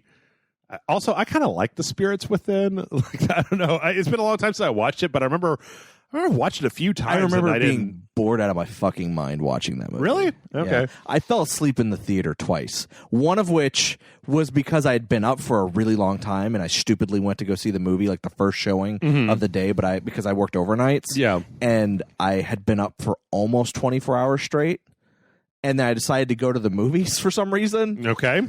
And then fell asleep while watching the movie, and then felt really bad. So then, like... And I was also the only person in the theater, so it was hilarious. But because I don't even think they dimmed the lights all the way. Like, I fell asleep, and like I was watching the movie, and then I woke up in like the middle of the movie. I'm like, the lights are on. What the fuck? Yeah. And then I went and saw it later, and I fell asleep again. But that time I was fully rested, so I think it's just the fucking movie. Okay. I mean, you know, as far as the story goes, like I don't think that any of the stories for Kojima games have been necessarily like the most original. I mean, they've been convoluted. If you break it down, yeah, they're very convoluted. But you know, like the whole story of Metal Gear, or each story of Metal Gear had its own core, right? Yeah. But like, you know, Metal Gear 1 was, you know, what, super spy has to infiltrate headquarters and stop a madman from launching a nuke and destroying the world. The plot of every James Bond movie ever, but it was done in such a different way that Yeah, I mean, so many of them have been so similar that I don't think that just the premise of the plot is enough to discount it. And as far as you know, whether it's going to be good or not, you and I have talked about this before. Me personally, Kojima's got a mulligan in my book. Like, if it ends up being bad, okay, that's fine. I feel like Kojima's earned one from me. Yeah. Well, and even I'll say, like, I may not be the hugest fan of the Metal Gear Solid games, even though I like them. But I agree. Like, I feel like if he has to make a bad game to get whatever excess of whatever it is that was in his system when he left Konami, then fine. Let him get it out of his system. Sure. This game could just be one long commentary on whatever his experiences were when he was at Konami, and just be that, some type of abstract commentary. And I'm fine with it. Let him get it out of his system, and then the next game he'll make the next fucking Zone of Enders, or maybe he'll go and make a horror game and surprise all of us. Who knows? Yeah. This game also could be really good. It could be really good. It could be okay. It could be bad. But also at the same time, aside from he gets one and gets a mulligan or whatever. Sure. I feel like even if it's bad, it's going to be bad in a way that it's still going to be good. I was talking on Discord about this, and somebody was saying, I think they posted this trailer in the Discord. They were like, do you think that it's going to be good or is it going to be bad? And my response was, I think it's going to be both. Yeah. I think the people that are kind of in the camp of predisposed to kind of like it are going to be like, I think it's brilliant. And I think that people who are already kind of giving it the side eye are going to be like, I think it's pretentious and stupid. Because, I mean, we've seen games like that before, right? I think regardless of whether you like or hate this game, I think it's going to be one of those games that everyone talks about. Yeah. And it's going to be good in that regard, in that everyone will want to talk about it. Yeah. Whether it's to talk about how bad it is, or to talk about how good it is, or even to argue about how good or bad it is. Right. Or just to talk about what the fuck it means. Yeah.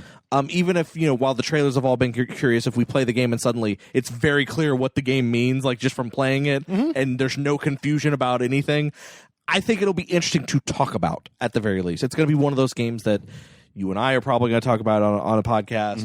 You and Michael, maybe me and Michael and you, and maybe Matt, Frank, and everybody. At some point or another, we're all going to want to talk about this fucking game. I also think that there's another aspect that I feel like, because this question keeps coming up in my space of just like, is it going to be good? Is it going to be bad? And I think that there's also a part of it where I also think that it's been overhyped. It is. Like, it's totally been overhyped. That people have been, oh my God, it looks like it's going to be awful. It's just going to be a walking simulator. Or, oh my God, it looks like it's going to be great. Kojima's such a genius, and blah, blah, blah, blah. And I think that narrative has spun so far out of control that I feel like I think I'm going to like Death Stranding. Yeah. I think it'll probably be my favorite game that came out this year. But I know that there's going to be lots of people who think that it's boring or that hate it or don't like it. I mean, there's people that don't like Spider-Man, right? There's people that don't. How dare they? There are people that don't like every video game. There's no such thing as like a universally renowned. This is all subjective, right? So the kind of games that I like and the kind of games that you like are not. I mean, they're close, but we got some overlaps, right? But they're not exactly the same thing. So there are plenty of games that you like and I don't, and it's not to say that means. And there are quite a few games that you like and I don't. That's also true. But it's just I feel like it's become so overblown that it's going to become this giant internet thing I honestly, I'm going to say this, good or bad, it doesn't matter. Yeah. Regardless of is it going to be good or bad, it doesn't matter. Yeah. That's all I can say is it doesn't matter. I think I'm going to like it, and that's based on the fact that I think that mechanically speaking, okay, I feel like a game, you break it down into mechanics, you break the game down into story. I like Kojima's stories. I like some of them more than others, but I like his dumb, convoluted, cinematic, up his own ass, whatever you want to say it is. I like his storytelling, right? And I like the idea of him being able to write a story without having to fit it into a mythology, right? Because he's just been making Metal Gear games for so long, and every one of those had to fit somewhere inside of this dumb, convoluted mythology that he'd built up.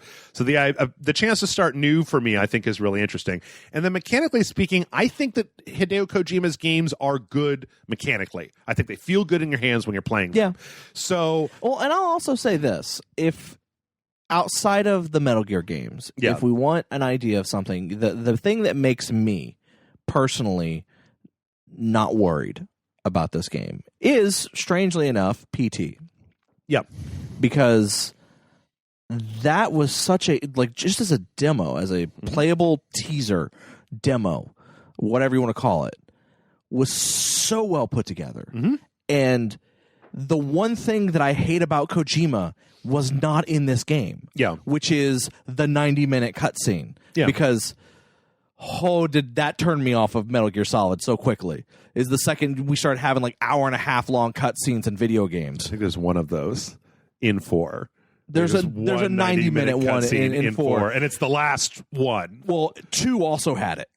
It wasn't 90 minutes, but it was like 45 minutes long. It was fucking long as shit. The ending of 2? Yeah. I see. But again, that shit bothers me. Okay. We shouldn't have cutscenes that are that fucking long in a video game, in my opinion. That's just my opinion. Whatever.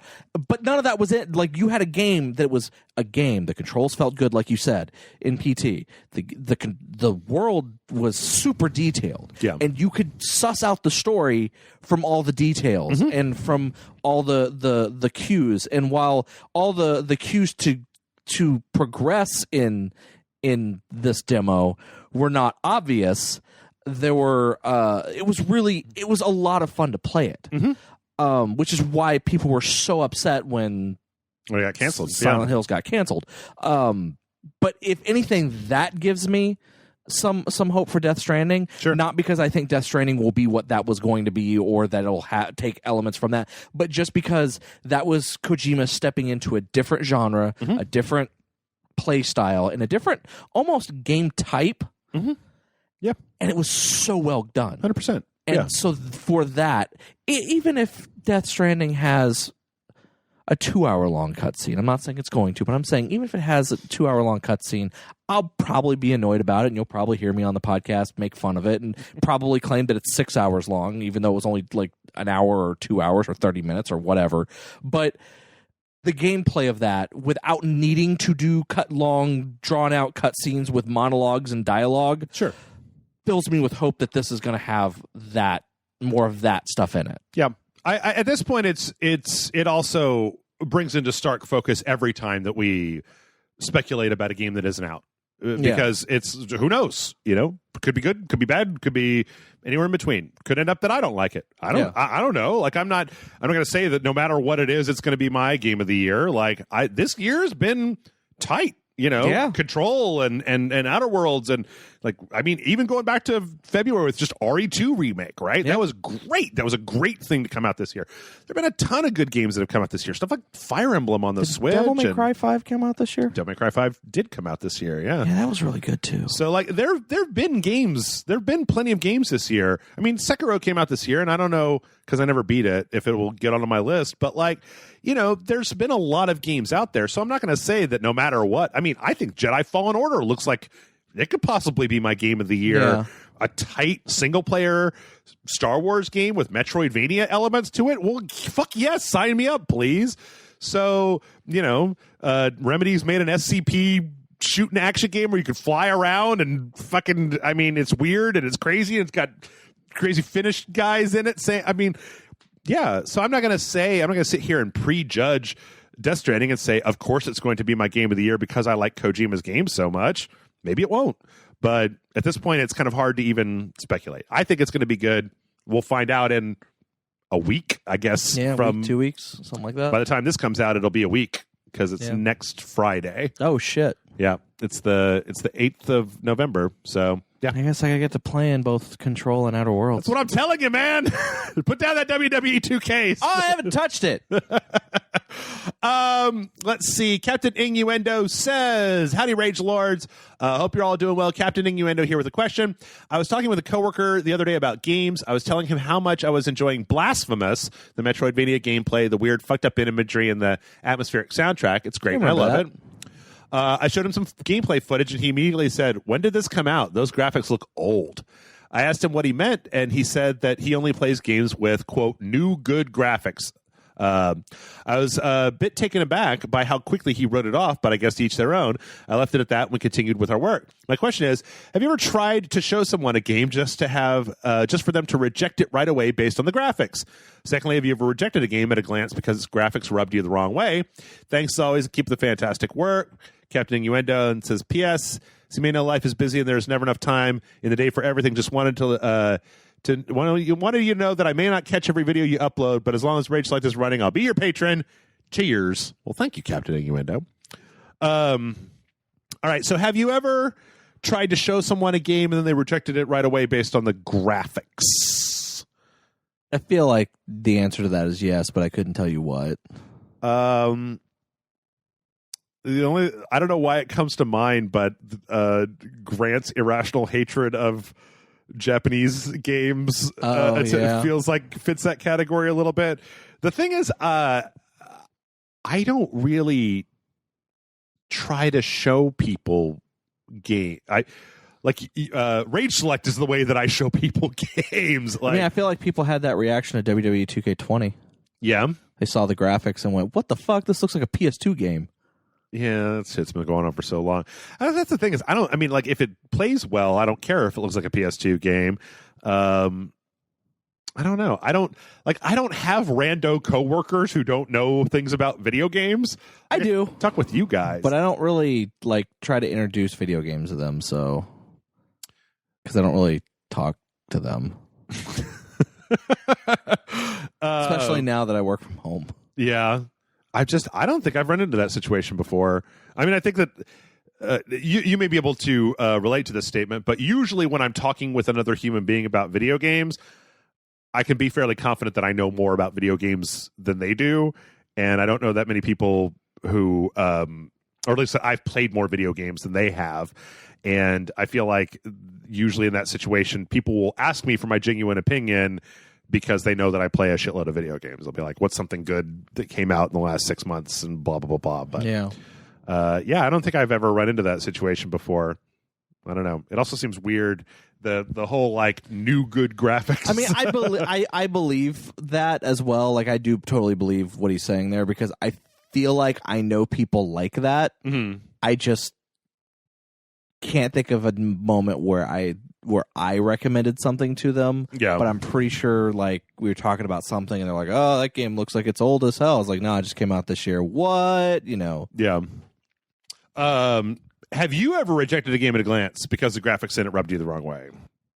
I think so. Probably. I have to do a lot of evaluation about games on Steam just based on the screenshots for it. And I feel like there's been a lot where I feel like there might have been some initial rejection from you on Minecraft, but I don't know if that was graphics. It might have been. It might have been graphics. I think that listen, I know I've played Minecraft and I like Minecraft, but I still think Minecraft is a genuinely ugly game. The blocks and everything is blocks and blocks and blocks and blocks. I think it kind of looks bad. So, but yeah, I think I've definitely. There's a lot of Steam games that get positive reviews on Steam, but then I look at them and I'm just like, oh, it's one of these asset flips. Yeah, well, not necessarily asset flips. Are just oh, it's a pixel platformer. What is it doing different? I can't tell from these screenshots. And there are roughly 1 million games on Steam, so I don't. We're just going to move on to whatever the next thing is. So, all right, let's take one in here from Kyle. Kyle says, hello, Rage Masters. I've been listening to your banter since the loading bar days and have been silent until now. You motivated me to become a patron. What did you do, Jeff? I don't know. I do appreciate all that you do, but for me, the meat and potatoes is the podcast. It's been a staple of my week for literally years, an anchor that keeps me from drifting too far into the ether. I tend to have a, shall we say, dark sense of humor, not too edgy, but enough to remind you that death is imminently around the corner. That being said, it's got me into hot water before, whether that be making someone uncomfortable or making my corporate overlords unhappy. And then it says, secretly, I really enjoy their discomfort. What are some occasions where your mouth got you into an awkward situation? Hopefully this can be some fodder for a story or two. And then he says this has got a second question. Humor is seriously lacking in video games overall. What are some games that made you laugh intentionally or unintentionally? Love you guys. And that's from Kyle. I thought Outer Worlds was funny. I've really liked the sense of humor in Outer Worlds. Yeah, no, it was. It is. I mean, there's all the previous Portal, Monkey Island, things like that make jokes. I'm trying to think of. I think the humor in the Untitled Goose Game is hilarious. Oh yeah. Yeah, like it's a subtle humor, but it's not even subtle. It's very out there, but I mean, it's not like telling you funny. It's you doing it, and what you have to do ends up being funny. Yeah, it kind of reminds me of so Bossa Studios put out like a 3-pack of Game Jam games this week, and that reminded me of I guess it's when you think about it, at its heart, Surgery Simulator is a comedy. It's just that's the reason it became such a streamers, let's players, gold mine, because it generally is actually funny. Yeah, just banging into somebody's rib cage and ripping other lungs out, and then throwing a clock radio in there and saying, "I'm done for today." Well, let's see. Have you ever has your mouth ever gotten you in an uncomfortable situation? Probably. Almost assuredly. Yeah. I can't think of any specific moments, but I'm pretty sure there's been times I've said stuff and, at work or whatever. And, ooh, one of those. Yeah. I know that there was like an old podcast a long time ago that's something that always sticks with me because I said it. I said something and kind of as a joke. It was a joke, but I said it, and everyone else on the podcast got really quiet, and just and we're just kind of like, no, and it made it into the thing, and I'm like, well, I didn't see what was wrong with it, and I had like some other friends listen to it, and they didn't see what was wrong with it, but then like other people actually did have problems with it, so it was just like, all right, I don't know, maybe it's just mine and my friend's sense of humor, but I'm not going to go into what was said, but I feel like it's been an awful long time since I just was talking to random human beings. Like most of my time is spent here recording with y'all. And I guess my answer for this would probably be like the podcast more than anything else, or like one of the dojos or something. Like if I did say something to get myself in a lot of hot water, it would be something that got put up on YouTube. But I don't even. I mean, that's just people are like, boo, I don't like your opinion on a thing. And the longer I'm doing this, the more it's like, okay. Yeah, no, I know that there's people on the site that fucking hate it when I'm on the podcast. They hate it when I'm in dojos. They hate it when I'm on Patreons, and that's cool. Whatever. My favorite one of my favorite ones though that was kind of like that situation. There have been in the history of Rage Select, there have been 2 sets of videos that I wasn't on outside of like Sparkle Fandango, right? Yeah.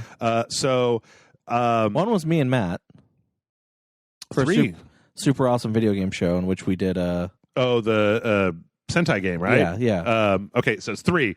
Because I remember there was one where I had hurt my back, and Jason and Grant, I believe, did Beyond Two Souls. Yeah. And then there was another one where I was sick and I was coughing so bad that I couldn't get rid of the cough.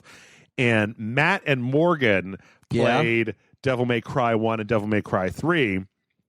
I feel like there's a couple more instances of you not being on, but not that many. There haven't been that many. I think you can count them on one hand. Oh, I guess because I think there was one more that had me on it that you weren't on. And I remember the Academy started as Jason and Grant without me. But I remember the comment section for that Devil May Cry, one of those 2 videos. I remember somebody who was like, "Oh man, Morgan is so funny when she's with Matt. Morgan and Matt need a show, and Jeff needs to fucking quit Rage Select and just get out of here. Just let Morgan and Matt do everything." Yeah. And I was like, "This is my website, man." It'd be nice if I could just make Matt and his wife do my job and then just collect the Patreon checks, but that also wouldn't. That's not fair. That's not fair to either one of them. Also, it'd be very strange, I feel like, of me to be like, "Well, everybody, I'm Rage Select is I've hired a bunch of new 20-year-olds, and I'm just going to collect the checks, and they're going to be on Rage Select." But I don't know. Maybe I need to do that. Maybe we need to get some 20-year-olds in here. Play Fortnite all the time, get super popular. Do like a Minecraft only channel, a Fortnite only channel. Maybe. I don't know. Get them hits, yo. We did that Like, comment, subscribe. we did that Modern Warfare video today, and it was so realistic that I was just like, I don't want to play this. This is too violent. And some of the comments they were just like, you sound like a mom, and I'm like, I know, I don't want to be saying this, but it's just too violent, John. I just don't. No, no, I don't want it. All right, well, I tell you what, let's do some Discord questions. Let's see what we got here. I like Discord questions from our nice patrons. Yep. Our nice and cool patrons. Oh, I put this one off. I don't really have an answer for this one, but I had everyone so shut up said, hey, Jeff and John, what would your wrestling name and gimmick be? Oh, God, I don't know. That guy already has the thing where he plays Switch games while he wrestles. That's the one I call. Or maybe I could do Let's Play commentary through like a little microphone about the wrestling match while I'm actually doing it and like make fun of the wrestling match, but I could be like the Let's Play wrestler. My problem is like my idea of what I would be if I became a wrestler all comes like when you look when I it appears in my head. Yeah. It comes off as a 90s indie wrestler. Okay. Which is not a good thing. Oh, it's not. Why is that not a good thing? It's the 90s. Okay. Let's just leave it at that. Okay. 90s weren't good? I like they were all right in wrestling, but it was just a lot of, and it's clearly something that I would also have never been. But the person who was in the 90s who was really into wrestling, the version of me, and who was like, if I were to become a wrestler, this is who I'd be. Yeah. Yeah. That's what I probably would have become, and it wouldn't have been a good thing. I mean, I did backyard wrestling back in the day, so it's not okay. Why are you saying that? Like, is that a shameful thing? A little bit, I guess. Yeah. I saw Fight Club, and me and my friend went in our backyard and punched each other for a while, and then we learned that it sucks being in Fight Club in a backyard, so we stopped doing that because it just sucked. So, all right, let's see. Inner Slicey says, hey, Jeff and John, I don't have any plans for this year's Halloween, so what are some of the craziest Halloween stories that you have so that I may live vicariously through you? You got any crazy Halloween stories? One Halloween, I spent most of my evening at a friend's house recording a podcast. Mm-hmm. Not watching Halloween movies, not eating candy, not trick-or-treating. Yeah. Kind of wearing sort of a costume, but not really. You know. It's like half of a costume. Yeah, it's like half a costume, and then it's a very half-assed one. Yeah. So I could get a burrito at a cheap burrito at Chipotle. Oh, they have like a coming in costume and you get half off or something? It's like $4 for a burrito, which sucks because last year it was $1. Oh, okay. And then there were, but well, that sounds terrible. Yeah. You should tell that guy he sucks. Hey, Jeff. But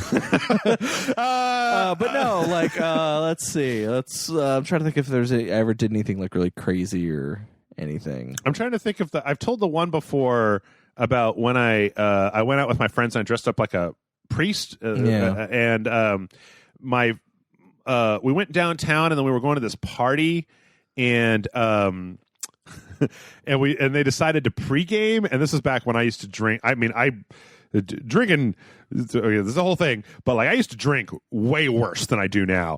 And so I was blitzed before we left the house. Yeah.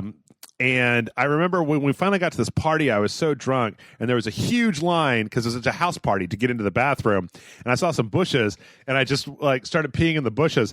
And it turns out that I was peeing like 1 foot away from like the person who was like taking people's tickets and checking the list and making sure that people were on there. And it was this lady, and she's just like, "What the fuck are you doing?" And I was like, "Oh shit, I'm sorry." She's like, "You gotta get out of here. You gotta get out of here." And I'm like, "I can't. I didn't drive. I promise I won't pee again. I promise I will never pee again in my life. I'm sorry. You can't kick me out." And she was just like, "All right, get the fuck out of here." But because it was a local radio station having some kind of like weird party thing, and my friends were friends with like some local DJs and whatnot. But I remember it was like an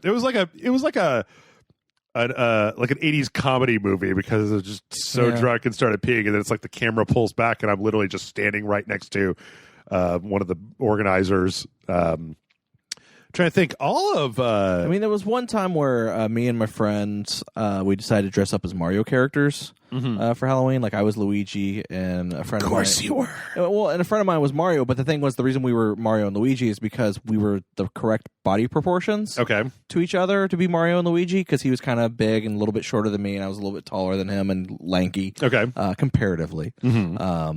You know, and then like his girlfriend was dressed up as Peach. Princess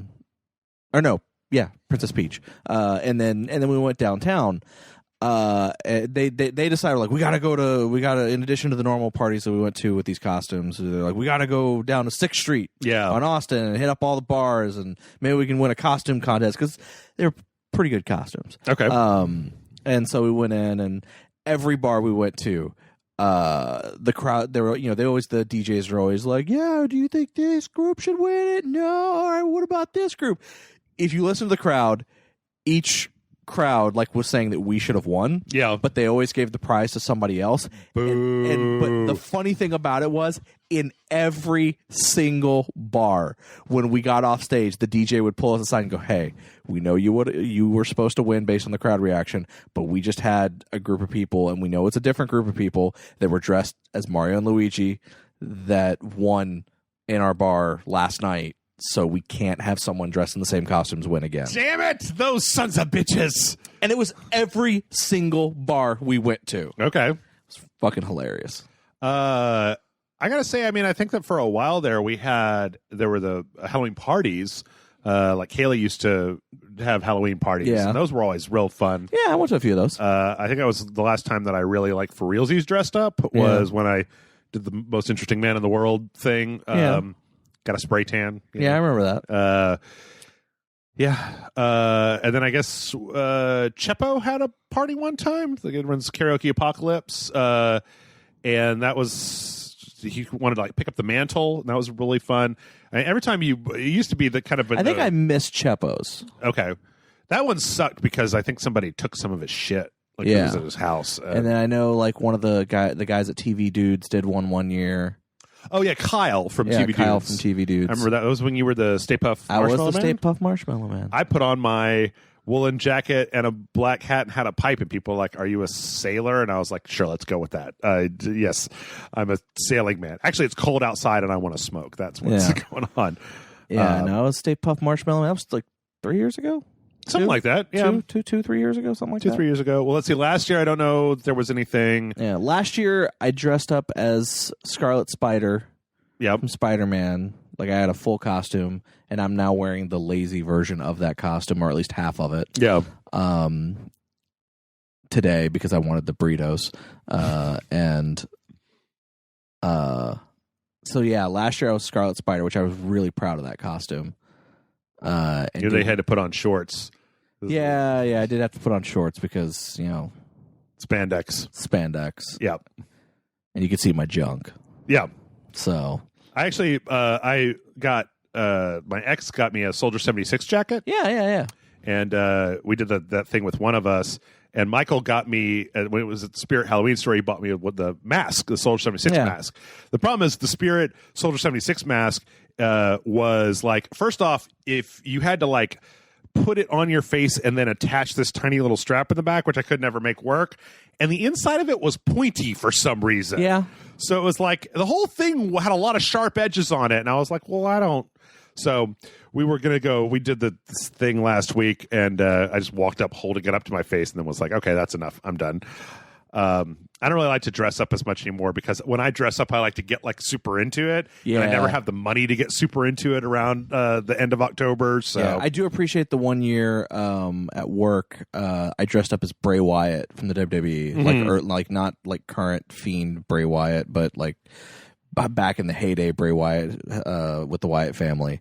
And went to work and no one knew who I was. Yeah. And then when I told them, they'd all go Google it. And then they pull it up and they're like, holy shit, he looks exactly like that guy. And I ended up winning the office costume party because of that. Okay. But like no one knew who Bray Wyatt was at the office. And it wasn't until I said, oh, I'm Bray Wyatt from WWE. And they're like, WWE Bray Wyatt. Holy shit, that costume is accurate. Actually, I just thought of my craziest Halloween story. I'd forgotten this for a long time. But back when I worked at Dell, when I was like 19 years old, there was this guy there that had these house parties all the time, and he was having a party with a costume contest, and I dressed up as a woman. And I had the sock boobs and like a big blonde wig, and my friend helped me put on all the makeup and everything, and I had, the little dress and stuff. And apparently, and I got to the party like an hour or two after it started, and all my coworkers were so fucking wasted. Roughly 30% of them, like from a distance, started walking over, and in a lot of cases started to hit on me. And they would just be like, "Oh, hey, how's it going?" And I'll just be like, "Dude, it's me, it's Jeff from work." And it's like, God. And it was pretty hilarious. And not just that, but I won the costume contest. Nice. And there was this picture of me sitting in this guy's back porch. Like, I just had red Solo cup, right? I was like, his dog was there, and I was petting his dog, and I was just really drunk, and I was like smiling and mugging at the camera.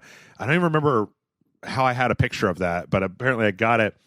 And then years later, I was at my grandpa's house in his study, and I looked up, and it was a framed version of this picture of me in a dress sitting on this guy's back porch, like next to a dog with a red Solo cup. And I was just like, "Grandpa, how did you even get that?" And he's like, "What? I thought it was funny." And I was like, "Well, it is funny, but the last thing I expected to see amongst all of our baby pictures and my cousin's wedding photos, I guess they didn't have any like big life things for Jeff. So it was like, Jeff is a baby, Jeff is a toddler, Jeff graduating high school, Jeff dressed in drag on some dude's back porch." And it was like, "Okay, Grandpa, whatever." Yeah, the only other crazy thing I can think of to talk about, and I'm pretty sure I've talked about it before, is the 1 year, long time ago, I was helping a friend with his Halloween costume, and we happened to go into this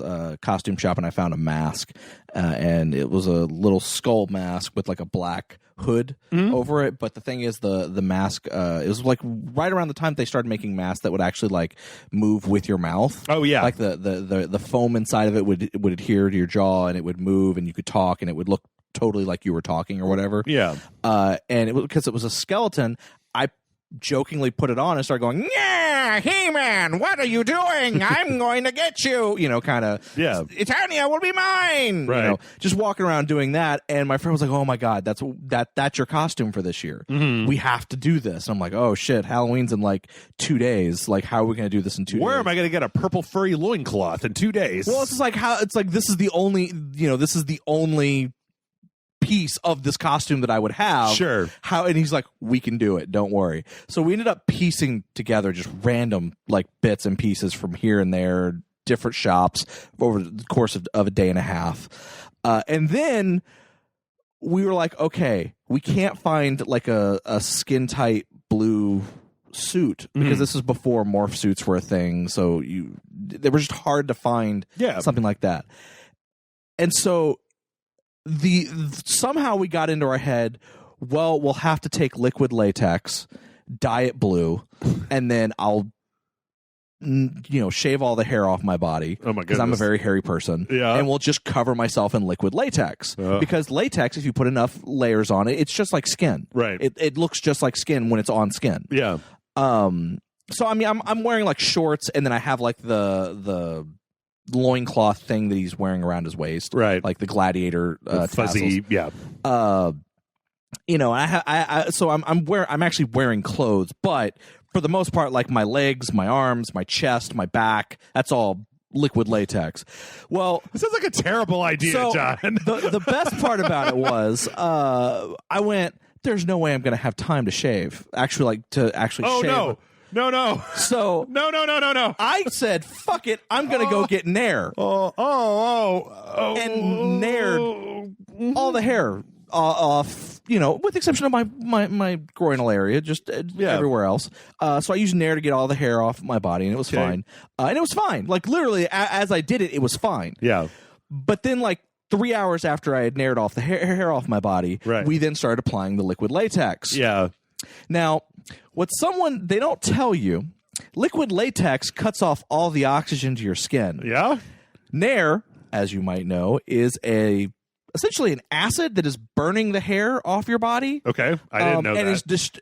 And is literally burning your skin to do this, to get the hair off. So your skin wants to breathe because the pores are opening because it's been damaged. Right. And then you cover it with something where air can't get in. Yep. Still felt fine. The entire day, walked around in the costume. That one was funny because I went to work in that one as well. And as soon as I walked in the door, an hour later, they announced they were canceling the costume contest. Boo. And everyone there... John ruined the curve. Oh, no. Everyone there was, like, pissed for me because... There apparently was supposed to be a costume contest, and there were prizes that were given out secretly to people. Yeah. But they saw me, and they didn't want to give me the prize, so they canceled the contest, which was a little annoying. Double boo. But also what was people, what I thought was funny is I stayed in character the entire time that I wore the mask. And that was weird because it was a customer support phone job, right? Yeah. No, but I was a manager at that point, so I was never on the phones. Thank you for calling, He-Man. Yeah. Oh, no. I was like, oh, man. They're like, what are you going to do if you get a soup call? Then I will answer it. I will answer it, and they will know. It's like, and they will know that I will be, the master of all Eternia, just whatever I said at the time. And they were just like, oh, God, if I have a soup call, I'm not going to John. And then there were some people like, if I have a soup call, I'm totally going to John. But luckily I was in a supervisorial job. I didn't have to be on the phones at that time, which is part of the reason why I did it. And was jokingly staying in character the whole time. But it was a lot of fun. And then like when I went to take the costume off, cause you have to tear the latex off. It was fine until air hit my skin. Oh. And then it was like having the worst sunburn you've ever had in your entire life. Everything hurt. Wearing a shirt hurt. Just existing was pain. Well, you got all your pores open and then put latex inside of them and then ripped all the latex out of them. Yeah. No, it was worth it, I feel. Okay. Because I don't have very many pictures of that costume. Yeah. There are some that are still floating around there. I think I have one on my Facebook from a long time ago. You bring me one, I'll put it in a frame picture here in the study. But I still feel like that's probably the best costume I've ever done, and I've always tried to outdo it. Yeah. But I feel like the only two that ever came close were the Bray Wyatt one and the Scarlet Spider one. Yeah. And I feel like I can still improve on the Scarlet Spider one, and I may one day. So, Okay.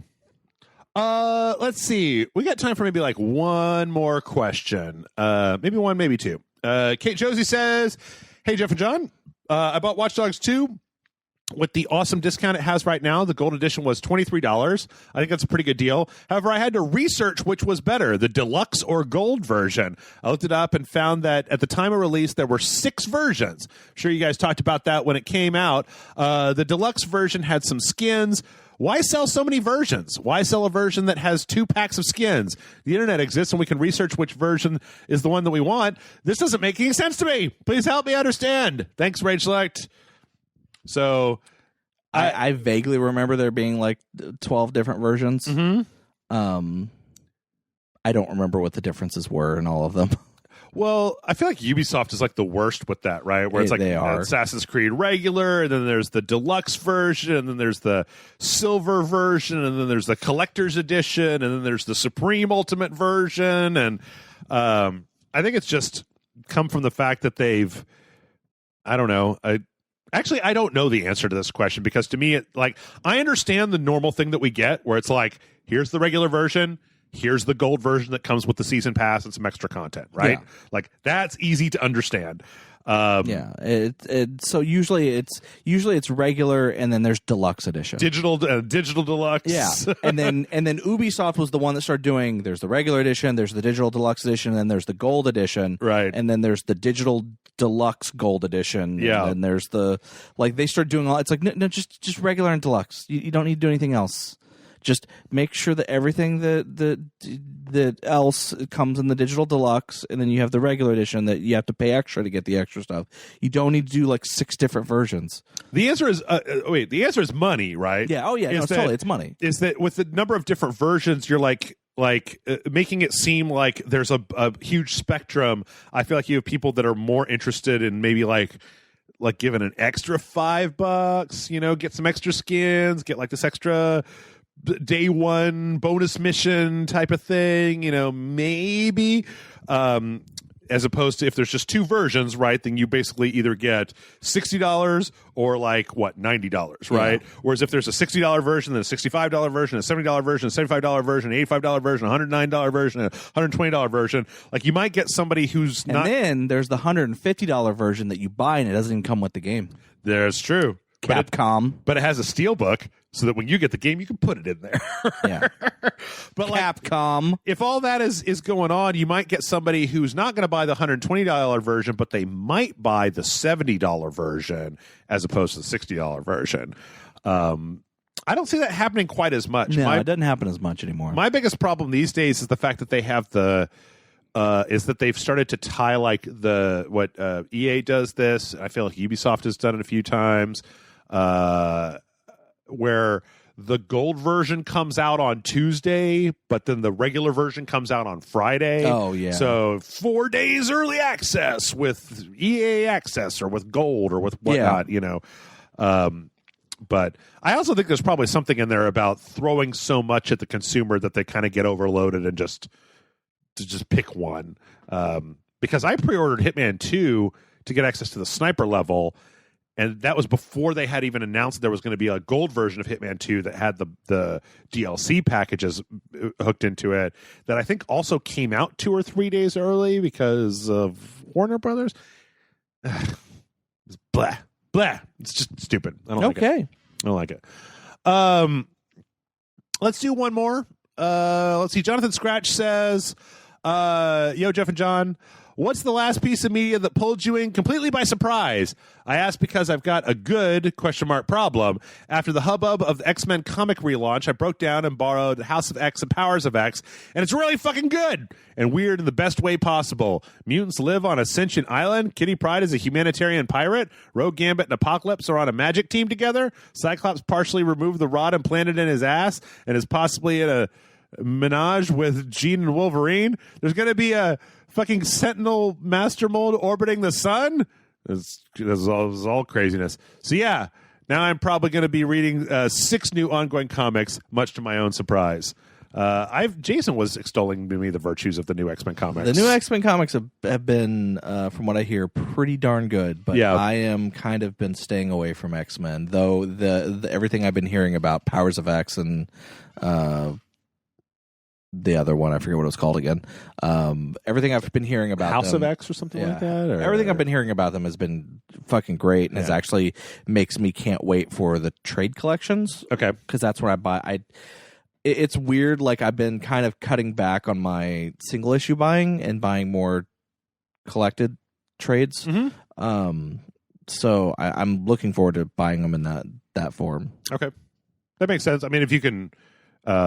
it's like if you can stop yourself from doing it in a serialized format, I feel like it's always better just to get to the end of a season and watch the entire season of a show or comic. But what was the last thing that unexpectedly grabbed you and pulled you in? Where you gave it a shot and then it ended up being like a what? Trying to think, man. Is there anything you've got while I'm thinking? Or I think that the last one that did it for me was My Hero Academia. That I didn't expect to get pulled in. I mean, on paper, I feel like that show is... I mean, it's a bunch of teenagers, right? Going to teenager high school. That's the sort of thing that, for the most part, Jeff should just be like, fucking teenagers, I hate them. But I didn't hate them. I liked them. And now it's 4 seasons later. We're on season 4, and I'm just like, I can't wait. So I'm watching it every week. I feel like there have been actually a couple of... Maybe like Shane Dawson and Jeffree Star's makeup fucking series. My God, am I sucked in? I'm so sucked into that shit. Like, if somebody was like, oh yeah, Shane Dawson, the drama channel, and Jeffree Star, the makeup guy, and there's like a documentary, you should watch it, Jeff. I think like whenever I tell anybody else that I'm about it, they have the reaction that I should have, where they're just like, what? Okay, all right. Have fun with that. Yeah, it's actually like surprisingly like super interesting to watch. Yeah. Well, and I think so much of that, you guys could skip to the end of the podcast because I'm so glad you brought that up. I've got feelings about that. So much of it is just Shane Dawson being like, and I don't know, I don't think he's acting, but it's just his genuine kind of down to earth, and the number of times Shane Dawson says, "Oh my God," in those videos. Yeah. And then he just seems so genuinely happy to be just like doing this stuff and looking at stuff. And when they show him I also think it's not just that. It's just that the stuff that they're showing is behind the scenes stuff that you generally don't see. Like even if because Amanda watches a lot of that stuff. Yeah. And you don't see a lot of this stuff. You don't hear about a lot of the stuff that goes on behind the scenes in making a makeup product or whatever. And it's actually genuinely fascinating. Absolutely. I actually got into that because it might have been because of Amanda, but it might have been because Amanda got me watching Philip DeFranco, and Philip DeFranco started talking about the trailers that started coming out for The Mind of what's his name, the Jake Paul, Logan Paul, yeah, Logan Jason Paul, Jake Paul was the one. Jake Paul, and then I went back and watched his Jeffree Star, the first Jeffree Star series, and it was fascinating because Jeffree Star is just like has more money than I will ever make. Oh yeah, and then it's kind of like, what does a person who's not like a stuffy, uptight suit do with essentially unlimited amounts of money? And so seeing that was just like, it's fascinating to me. Yeah. And then I watched that, watched some of his other stuff, watched his conspiracy one. But yeah, that one I've been so watching it, and like it's so fascinating. It's so interesting. Yeah. And the fact is, I mean, I don't know jack shit about makeup because I'm a dude and I don't wear it. Yeah. And then to see this multi-gajillion-dollar business, what was the first episode where like somebody cut a hole in the ceiling of the warehouse and came in and stole a bunch of like the new pallets that Jeffree Star was making, and that he had like PIs and like mercenaries trying to hunt down who stole his shit. And it was just like, this is a world I've never seen before. Yeah. And the fact that it's makeup, you're just like, wow. Yeah, I 100%. Every time a new one of those comes out, I'm just like, damn, I'm into it. I don't know. You've seen the latest one, I take it. I think Amanda watched it without me, but okay. Yeah. I have been genuinely surprised by how much I've gotten into that. And with that, let's wrap it up. Okay. Big old Rage Select podcast. Mail at rageselect.com is the email address. Patreon.com/Rage Select if you would like to be one of those kind people that is helping us to get games and stay in business. And happy belated Halloween, I guess. Bye. Yeah, spooky.